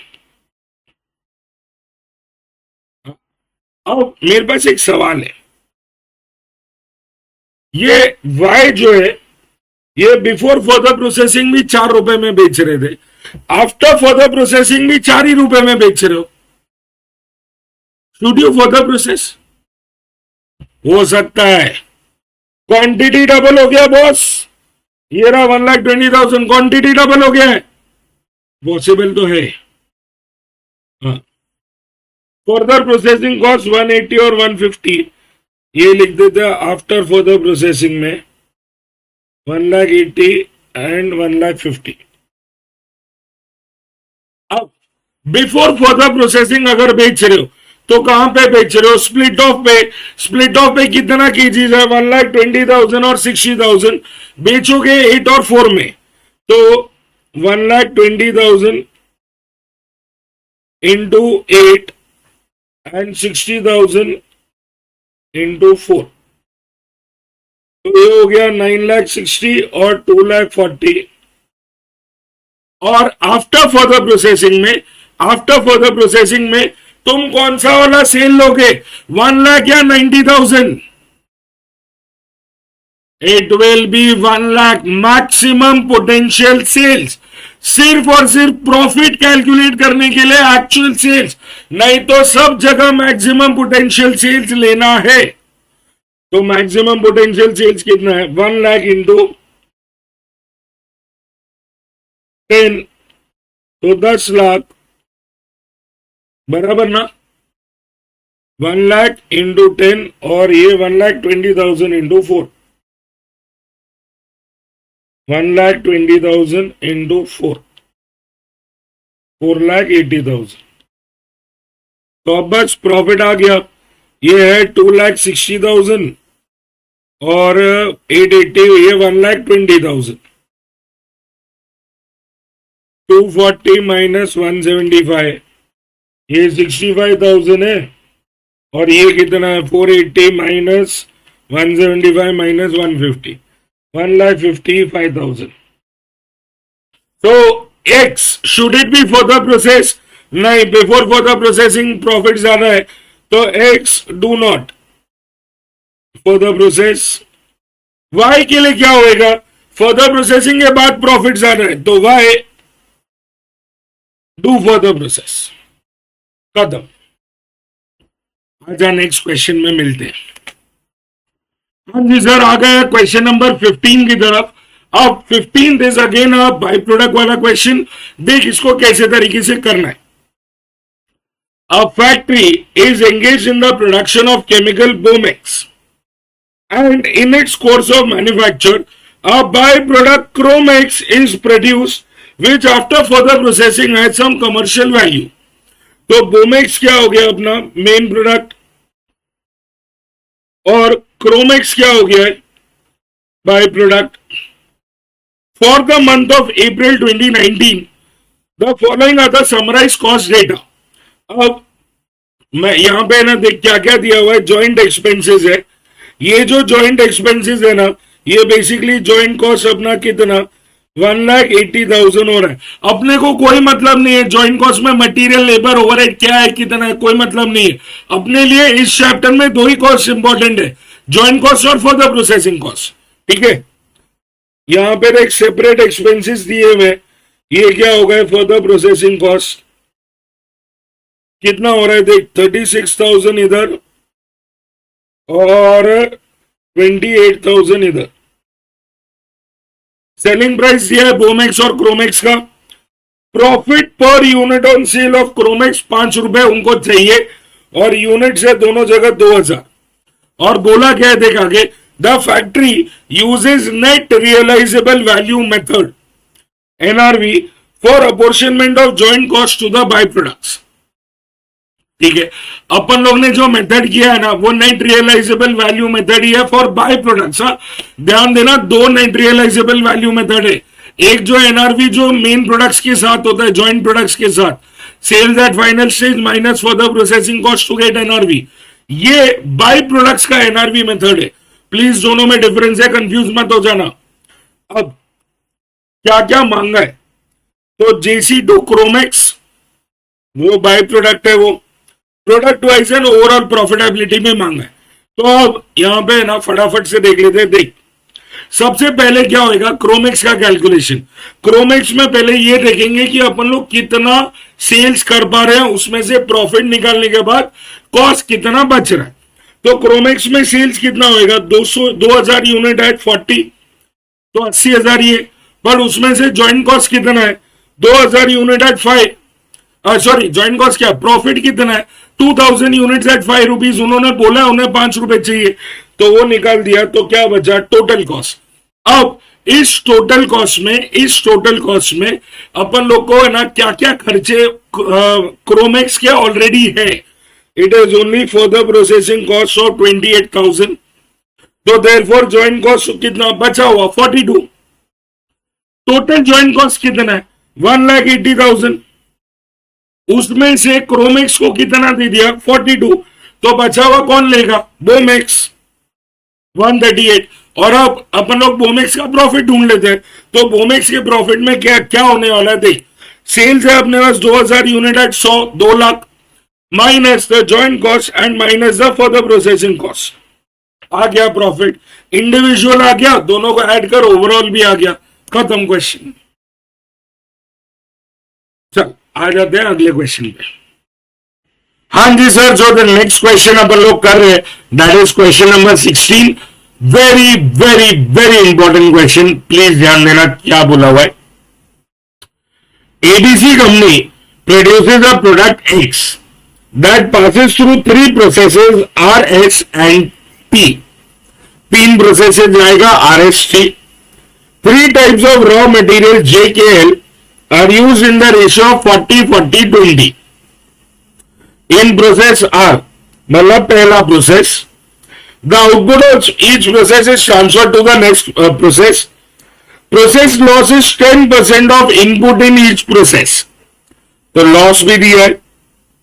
At the stage of output in process T, जो last वाला अपना process है, a byproduct Z is emerging and the ratio of main product X to byproduct is 80:20. Main product to byproduct 80:20 का ratio है. और selling price of X is 60 per kg. Company produce mark कर लो 14,580 kg of X. Material price में J का बोला है 15 per kg, K is 9 per kg and L is 7 per kg. And process का cost बोला हुआ है. आरएससी प्रोसेस में वेरिएबल कॉस्ट पर केजी और फिक्स कॉस्ट कितना दिया वो दे दिया है. और बोला the by product G can not be process further and can be sold at 30 per kg at the split off stage itself. There is no realisable value of process losses at any stage. अब सबसे पहला statement क्या मांगा दे. Prepare a statement showing the apportionment of joint cost on the basis of sales value of product X and by product Y at split off point. तो जैसी allocation करना है sales at split off के basis पे और profitability of X and by product Z चाहिए. तो देख यहां पे है ना ये बहुत लंबा एक क्रिस क्रॉस कैलकुलेशन है. तो कैसे होगा वो थोड़ा सा समझ. यहां पे है ना सबसे पहली चीज the first and foremost thing that you will have to understand कि अपने पास 3 प्रोसेस है. अपने पास प्रोसेस कौन से है आर एस और टी. अपने पास आर एस और टी ये 3 प्रोसेस है. अपन लोग यहां पे कुछ इनपुट करेंगे और अपने को यहां पे आउटपुट आएगा. प्रोसेस टी में लास्ट प्रोसेस में अपने को आउटपुट कितना आया 2 प्रोडक्ट्स आए मेन प्रोडक्ट एक्स और बाय प्रोडक्ट जी. ठीक है. अब एक्स कितना आया है एक्स अपने को मिला है कितना 14,580. अच्छा this is how much percent. ये 80% है क्योंकि 80-20 का रेशियो है. तो अगर 80% इज 14,580 तो मतलब आउटपुट यहां पे कितना है 18,225. ये है 3645. तो आउटपुट है 18,225. अच्छा इनपुट और आउटपुट का हिसाब क्या है. अगर तुमने 100 इनपुट किया तो 90 आउटपुट. इधर तुमने 100 इनपुट किया तो 90 आउटपुट. इधर तुमने 100 इनपुट किया तो 90 आउटपुट. बराबर. अब अगर 18,225 90 है तो अपन ने इस प्रोसेस में इनपुट कितना किया होगा. सो 18,225 इज 90. तो 100 इज 20,250. ये कहां से आया होगा, ये यहां से आया होगा। और अगर यहां पे 2250 का आउटपुट चाहिए, 20,250 का आउटपुट चाहिए, तो इनपुट कितना करना पड़ेगा, डिवाइडेड बाय 90%, तो ये हो गया 22,500। अब अगर तुम्हें 22,500 का इनपुट चाहिए तो वो कहां से आएगा, यहां से। और 22,500 अगर यहां पे आउटपुट चाहिए तो इनपुट कितना करना पड़ेगा, इनपुट करना पड़ेगा सर जी 25,000 केजीज। और ये 25,000 केजीज तुम्हें है ना 3 मटेरियल इनपुट करने हैं, JKNL, ठीक है। अब तुम्हारा जेसी एलोकेशन के लिए सबसे पहले तो तुम्हें जेसी चाहिए ना, इधर तो जेसी ही ढूंढना बड़ा काम है, बाकी तो सब सिंपल है। तो देख जेसी ढूंढने के लिए अपन ने क्या किया, अपन ने ये ढूंढा कि इनपुट कितना किया है, उसके हिसाब से जेसी कैलकुलेट होएगा। तो अब देख जेसी में अपने पास क्या क्या आएगा, सबसे पहले है ना 25,000 का 40 40 और 20 40 40 20 के रेशियो में जे के और एल होएगा। 40 कितना हो जाएगा 10,000, 40 वापस से 10,000, 20 इज 5,000। अब ये मटेरियल अपन कितने में लेके आए, मटेरियल लाए हैं 15, ये लाए हैं 9 और ये लाए हैं 7 में, से 1,50,000, 90,000 और 35,000।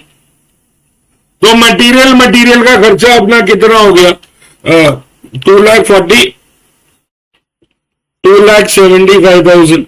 ये तो अपना एक खर्चा हो गया सिर्फ मटेरियल का। उसके बाद इतना प्रोसेस भी तो किया, उसका भी तो कॉस्ट है। तो प्रोसेस आर में अपने को कॉस्ट कितना लगेगा, प्रोसेस आर में वेरिएबल कॉस्ट कितना बोला है 5 पर केजी और फिक्स कॉस्ट बोला है 42,000। तो 5 पर केजी आर में कितना इनपुट हुआ है, आर जो पहला प्रोसेस है उसमें 25,000 किलो इनपुट हुआ है, तो 5 रुपए पर किलो इंटू 25,000 किलो प्लस 42,000, ठीक है। एस में कितना हुआ है, एस में इनपुट किया है 22,500, तो 22,500 के हिसाब से अपने को 4.5 पर केजी लगेगा इंटू 22,500 प्लस 5,000। और लास्ट में टी में है ना अपने को प्रोसेसिंग कॉस्ट कितना है, वेरिएबल 3.4 पर केजी, पर टी में इनपुट कितना हुआ है, टी में इनपुट हुआ है 20,250, तो इसी के ऊपर लगेगा 20,250 प्लस 4,800। तो अब है ना 1 मिनट कर लेते हैं, 5 into 25,000 plus 42,000 M plus 4.5 into 22,500 plus 5,000 M plus and 3.4 into 20,250 plus 4,800 M plus recover, ये दिखा रहा है 3,46,900। तो टोटल ज्वाइंट कॉस्ट कितना हो गया, 2,75,000 ज्वाइंट कॉस्ट का मटेरियल और 3,46,900 ये हो गया अपना प्रोसेसिंग का कॉस्ट। ज्वाइंट कॉस्ट है बहुत 6,21,900 जितना, 6,21,900 ये होगा अपना टोटल ज्वाइंट कॉस्ट। अपन को लास्ट प्रोसेस का आउटपुट दिया था तो उसमें इनपुट कितना, ये इनपुट आया पहले प्रोसेस से, तो वो अगर उसका आउटपुट है तो इनपुट कितना, ऐसा बैक कैलकुलेट करते करते फर्स्ट प्रोसेस में इनपुट कितना किया है वो मिला, जिससे अपन लोग ने तीनों रॉ मटेरियल में स्प्लिट किया, उसके कॉस्ट से मल्टीप्लाई किया वो रॉ मटेरियल का कॉस्ट। हर प्रोसेस में जो इनपुट हुआ है into the variable cost plus fix cost, वो प्रोसेसिंग कॉस्ट, दोनों को ऐड किया, अब आया है अपने को टोटल ज्वाइंट कॉस्ट। अब कहानी सिंपल है, अब है ना जेसी एलोकेशन के लिए उन्होंने बोला है sale value at split off, तो मेन प्रोडक्ट एक्स है और बाय प्रोडक्ट जी है। यूजुअली बाय प्रोडक्ट्स के लिए अपन लोग ये नहीं करते हैं, ये नहीं करते, बट क्वेश्चन ने स्पेसिफिकली बोला है कि यही करो, तो करो, बहुत सिंपल। तो यहां पे है ना 14,580 का सेल्स है एट 60 पर केजी और by product 3645 eight 30 per KG. 14,580 into 60 पर केजी, तो ये हो रहा है 874,800 और 3645 इंटू 30 पर केजी 1,09,350। ठीक है। अब एक तरीके से अगर ऐसे देखने जाए ना तो इसको बाई प्रोडक्ट बुला भी नहीं सकते। 60 रुपए का तुम्हारा मेन प्रोडक्ट बिक रहा है, बाई प्रोडक्ट भी तो 50% वैल्यू का तो है ना। तो अगर 60 रुपीज इज गुड वैल्यू तो 50% of that can also be considered good value. But अभी ठीक है, होता रहता है इनसे। जैसे एलोकेशन करते हैं, आजा 621,900 JC allocation in the ratio of 874,800 and 109,350, तो प्लस 874,800, तो ये हो रहा है टोटल 9,57,150।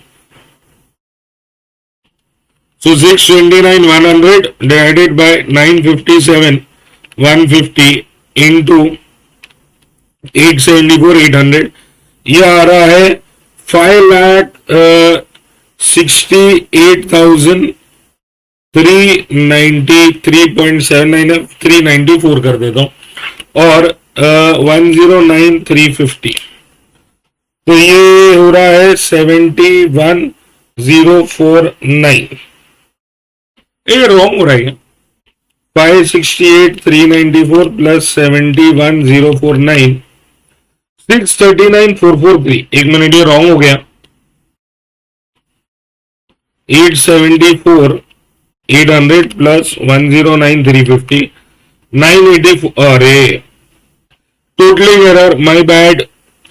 984,150 है, तो 629,100 डिवाइडेड बाय 984,150 इंटू 874,800, 5,59,200, 199.99 है, और 109,375 के हिसाब से इट बी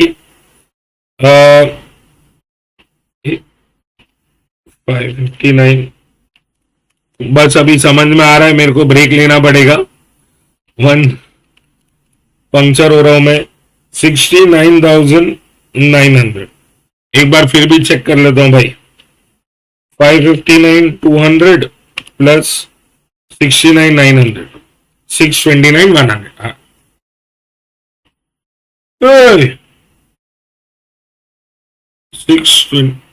वापिस से मिस्टेक हो गया, सॉरी, बेयर विद मी। 621,900 है, सॉरी, 984,150 डिवाइडेड बाय 621,900 इंटू 874,800। यार पता नहीं, एक सेकेंड रुक जा, पता नहीं क्या गड़बड़ हो रही है, मेरे को तो यही नहीं समझ आ रहा है मैं मिस्टेक किधर कर रहा हूं। 621,900 डिवाइडेड बाय 984,150 इंटू 874,800, 5,52,800 और 109,350, तो 69,099.99, तो 69,100 कर रहा हूं। हे भगवान, 552,800 प्लस 69,100। हर्ष, कैलकुलेटर है ना कभी कभार बहुत टंग ट्विस्टर दे देता है। अच्छा, उन्होंने अपने से जेसी एलोकेशन मांगा था, वो तो अपन ने दे दिया। उन्होंने प्रॉफिट भी मांगा है, इधर ये ना जेसी एलोकेशन है ही है अपने पास, और ये सेल्स एट स्प्लिट ऑफ है ही है, माइनस कर दे, इधर ही प्रॉफिट लिख डाल। सो 874,800 माइनस 552,800, तो 3,22,000 ये हो गया, और 109,350 माइनस 69,100, 40,250 इधर हो गया। And that's all, I will see in the next one. हाँ जी सर, आ जाते हैं क्वेश्चन नंबर 19 पे। 19 क्वेश्चन में देख क्या बोला हुआ है। JP limited uses joint production process that processes three products at the split off point. Joint production cost during the month of July 2022 worth 33,60,000. ये क्या हो गया सर? ये हो गया अपना JC. Product information for the month of July is as follows. तो यहां पे एक अलाइनमेंट इशू हो गया. ये है A, B और C. यूनिट्स दे दिया है. Selling price at split off दिया है. आफ्टर फर्दर प्रोसेसिंग दिया है. और cost to process after split off भी दे दिया है. मतलब ये क्या हो गया? Further processing cost. और बोला other information is as follows. Product C is a by product. ये अपना बाय प्रोडक्ट हो गया. And the company accounts for the byproduct at net realizable value as a reduction from joint cost. इसका मतलब क्या है? जो तुम अभी तक करते आ रहे हो बाय प्रोडक्ट के लिए वही है. उसका जो नेट रियलाइज अमाउंट है वो अपन लोग जॉइंट कॉस्ट में से रिड्यूस कर देंगे. तो बस वही बोला है, नया कुछ नहीं है. ठीक है. Further, B and C must be processed further before they can be sold out. तो B और C ये दोनों फर्दर प्रोसेस हो रहे. Find out the joint cost allocated to product A in the month of July if the joint cost allocation is based on NRV. तो NRV के basis पे JC allocation करना है. बट सबसे पहले बाय प्रोडक्ट का होगा. क्या करेंगे?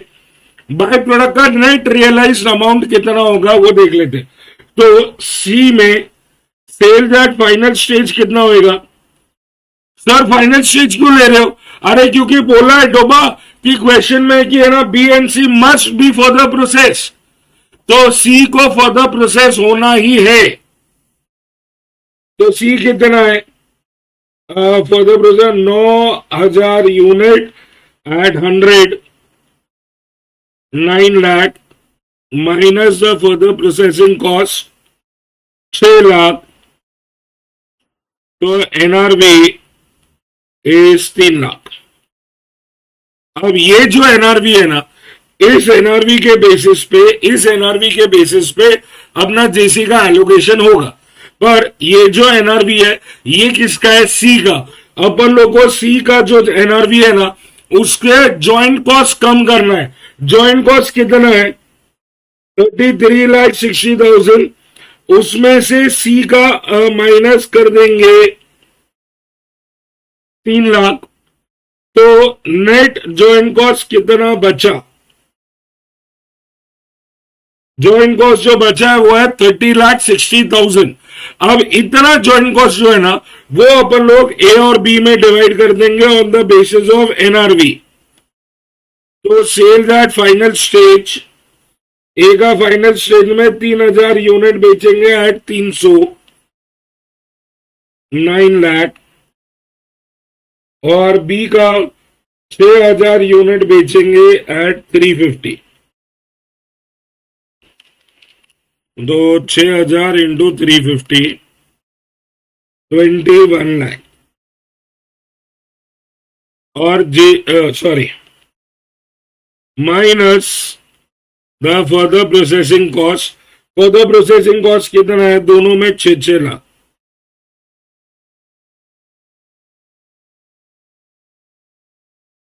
तो एनआरवी कितना हो गया? 3 लाख और 15 लाख. अब क्वेश्चन की बेवकूफी देख. जेसी दिया है अपने को 30,60,000 का और अपने पास एनआरवी है 18 लाख. साला ये कंपनी लॉस मेकिंग में ही है. इनको प्रॉफिट आ ही नहीं सकता क्योंकि तुम्हारा जितना नेट पैसा बचा है तुम्हारा कॉस्ट से उससे ज्यादा है. तो अगर कॉस्ट ज्यादा है तो मतलब ऑब्वियसली है ना तुम्हारा यहां पे लॉस है. बट अपने को क्या? जेसी 30,60,000 इतना डिवाइड करना है 18 लाख में इंटू 3 लाख. तो 5,10,000 और 15 लाख के लिए 25,50,000 है. सोल्यूशन रॉन्ग, मतलब क्वेश्चन ही रॉन्ग है बट यही सोल्यूशन है. कुछ कर नहीं सकते, इसके लिए बैठे चुपचाप और ले रहे। आओ अगला क्वेश्चन। हाँ जी सर, आ गए क्वेश्चन नंबर 20 पे, the last question of the chapter. देख क्या बोला हुआ इस क्वेश्चन में, थोड़ा सा घुमाने वाला क्वेश्चन है, थोड़ा ध्यान देके सुनना। क्या बोला है देख, 3 products XYZ along with a byproduct B are obtained again in a crude state which requires further processing at a cost of 5 for X, 4 for Y, 2.5 for Z before per unit of sale. The byproduct is however saleable as such to a nearby factory. By the way, ये क्या हो गया अपना 5, 4 and 2.5. This becomes the further processing cost. The byproduct is however saleable as such to a nearby factory. The selling prices for the 3 main products and byproducts, assuming they should yield a net margin of 25% on cost. 25% on cost, yeah. 25% on cost is 1/4 on cost.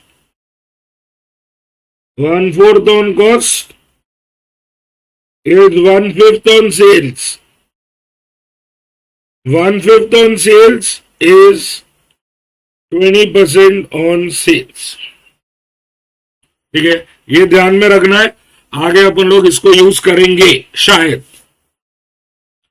तो selling prices दे दी है 13.75, 8.75, 7.5 and 1 rupee for all the respectively for all per unit quantity sold, सबके लिए इतना दे दिया है। During a year, the joint input cost, including the material cost, was 90,800 in and the respective outputs. ये अपना joint cost हो गया और आउटपुट दे दिया है X, Y, Z और B, 8,000, 6,000, 4,000 और 1,000। ठीक है, और क्या बोला हुआ है, by product should be credited to the joint cost and only the net joint costs are allocated to the main product. ये तो अपन लोग ऐसे भी वही करते ना, वही करते। और बोला calculate the joint cost per unit of each product and the margin available as a percentage of cost. तो 2 चीजें बोली है, अब यहां पे समझ ले कैसे होगा। सबसे पहले तो है ना देख, अपने को बाई प्रोडक्ट का है ना कितना नेट बच रहा है वो काउंट करना पड़ेगा, क्योंकि बाई प्रोडक्ट को अपन का जितना भी नेट बचेगा अमाउंट, उतने से अपन लोग जॉइंट कॉस्ट कम कर देंगे। तो यहां पे है ना सबसे पहला काम जॉइंट कॉस्ट का क्या करना पड़ेगा, अपने पास जो बाई प्रोडक्ट है, अपने पास जो बाई प्रोडक्ट है बी, उसमें अपने को सेल्स कितना मिलेगा, सेल्स है 1000 यूनिट्स at 1 per unit, एक second, 1000 units at 1 per unit 1000 रुपए। इसमें से प्रॉफिट माइनस कर लो। अपन को प्रॉफिट के लिए क्या बोला था, 25% on cost, so that is 1/4 on cost and 1/5 on sale. 1/5 on sale is 20% on sales. 20% on sales. तो 100,000 का 20% 200, तो अपने पास नेट अमाउंट कितना बच गया 800। ये जाएगा जॉइंट कॉस्ट को रिकवर करने में। तो देख टोटल जॉइंट कॉस्ट है कितना, टोटल जॉइंट कॉस्ट 90,800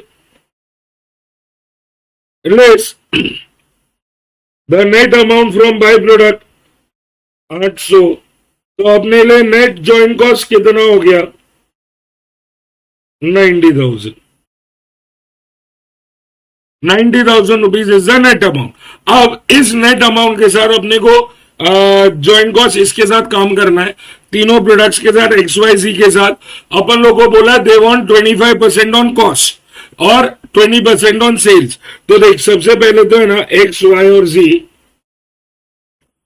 अपने को सेल्स कितना मिलेगा, सेल्स कितना मिलेगा 8,000 यूनिट बेच रहे हैं और कितने में बेच रहे हैं, सेलिंग प्राइस है 13.75, वाई बेच रहे हैं 6,000 यूनिट एट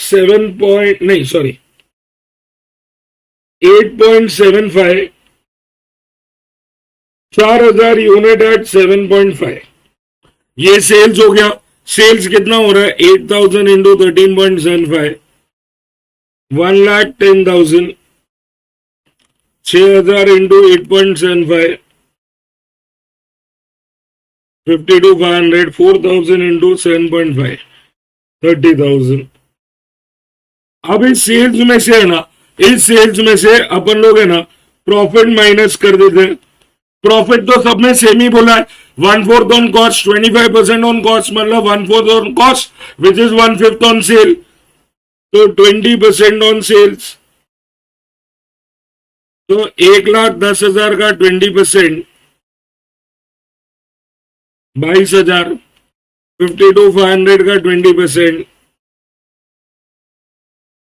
10,500, 30,000 का 20% 6,000। तो अपने को टोटल कॉस्ट मिल जाएगा।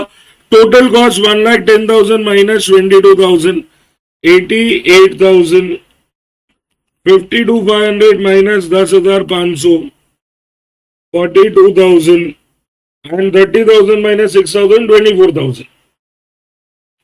Once you have the total cost, एक बार अगर टोटल कॉस्ट आ गया तो अब क्या, बस जेसी और एफपीसी, पहले एफपीसी लिख देते क्योंकि पता है एफपीसी कितना है,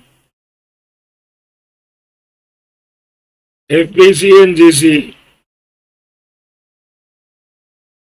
एफपीसी एंड जेसी, ठीक है। अब फॉर द प्रोसेसिंग कॉस्ट है ना अपने को कितना दिया हुआ है, 5 for X, 4 for Y, 2.5 for Z, तो 5 और इंटू 8,000 यूनिट्स 40,000, तो मतलब जेसी कितना होएगा 48,000। वाई का एफपीसी कितना है 4, तो 4 इंटू 6,000 24,000, तो मतलब 42 माइनस 24 18,000 हो जाएगा जेसी। और जी में 2.5 इंटू 4,000, तो 10,000 ये हो गया। और जेसी कितना हो जाएगा फिर 14,000। अब मजा देख, तीनों जेसी ऐड करो, कितना आ रहा है तीनों जेसी, 48,000 प्लस 18,000 प्लस 14,000, अरे तीनों जेसी मिला के 80,000 ही हुआ। अपना तो जेसी 90,000 है, तो अब मिस्टेक हो गया क्या अपने से, नहीं मिस्टेक है ना, नहीं हुआ है। You will have to understand one key important element in the question. पूरा क्वेश्चन शांत रहा ताकि तुम ये रियलाइज कर सको कि यहां पे इन्होंने क्या मांगा है, margin available as a percentage of cost. अगर मार्जिन दिया था तो मांगा क्यों, मार्जिन दिया था तो मांगा क्यों, क्योंकि उन्हें पता था इतना मार्जिन सस्टेन नहीं होने वाला है। You do not have margin of 20% on sales, margin उससे कम है, मार्जिन उससे कम है। और वो क्योंकि मार्जिन कम है, अपने को अब रिवाइज मार्जिन के हिसाब से ढूंढना पड़ेगा, अपने को नंबर्स रिवाइज करने पड़ेंगे। कैसे, वो समझ। अपने पास एक्स वाई जी है, अपन जेसी एलोकेशन करेंगे वापस से 90,000 का जेसी इन द रेशियो ऑफ 48:18:14। इसी रेशियो में अपन अपना जेसी वापस रिकैलकुलेट करेंगे, क्योंकि अपना जेसी एलोकेशन तो 80,000 ही आया है और अपने को जेसी तो 90,000 है। तो कैसे करेंगे, यहां पे वी विल रिकैलकुलेटेड कैसे, 90, एक मिनट, 48 प्लस 18 प्लस 14 80 है, तो 90,000 डिवाइडेड बाय 80 इंटू 48, तो ये हो रहा है 54,000। फिर 18 कितना होएगा 2250 और 14 15,750, ठीक है। तो ये तो हो गया अपना जेसी एलोकेशन। अब विद दिस जेसी एलोकेशन अपन लोग को है ना वापस से क्या क्या फाइंड करने को बोला है, देख, joint cost per unit of each and margin. तो अब जेसी प्लस एफपीसी, जेसी प्लस एफपीसी, एफपीसी कितना है 40,000 24,000, 10,000. JC plus FPC will be your total cost 94,000, 44,250, 25,750. Sales अपन लोग ने ऑलरेडी ढूंढा था पहले ही 1,10,000, 52,500 और 30,000. तो अब अपने को प्रॉफिट आएगा. ये रियल प्रॉफिट है. This will be your real profit which is 1,10,000 minus 94,000. इस प्रोडक्ट में प्रॉफिट 16,000 है. It is not 22,000. इतना बेर नहीं कर सकते, नहीं तो अपना जेसी नहीं पूरा एलोकेट हो रहा है भाई. तो 16,000 यहां पे गया 44,250 माइनस 52,500, 8,250, 25,750 माइनस 30,000, 4,250. ये तो हो गया प्रॉफिट. इन्होंने देख मांगा क्या क्या है, joint cost per unit and margin as a percentage of cost. तो profit as a percentage of total cost into 100 भी ढूंढ लेते हैं. तो 16,000 upon profit as a percentage of cost 94,000 into 100. तो 16,000 divided by 94,000 into 100, 17.02%. 8,250 profit as a percentage of cost 44,250 into 100. 8,250 divided by 44,250, 18.64%. and 4,250 upon 25,750 into 100. 4,250 divided by 25,750 into 100. ये आ रहा है 16.5%. इतना ही प्रॉफिट अवेलेबल है as a percentage of cost. और एक बात पूछा था उन्होंने, जॉइंट कॉस्ट पर यूनिट. तो ये ढूंढ लेते हैं. जेसी पर यूनिट, इधर जेसी है 54,000, यूनिट से 8,000. सेकेंड वाले में 2250, यूनिट से 6,000. और थर्ड में 15,750, यूनिट से 4,000.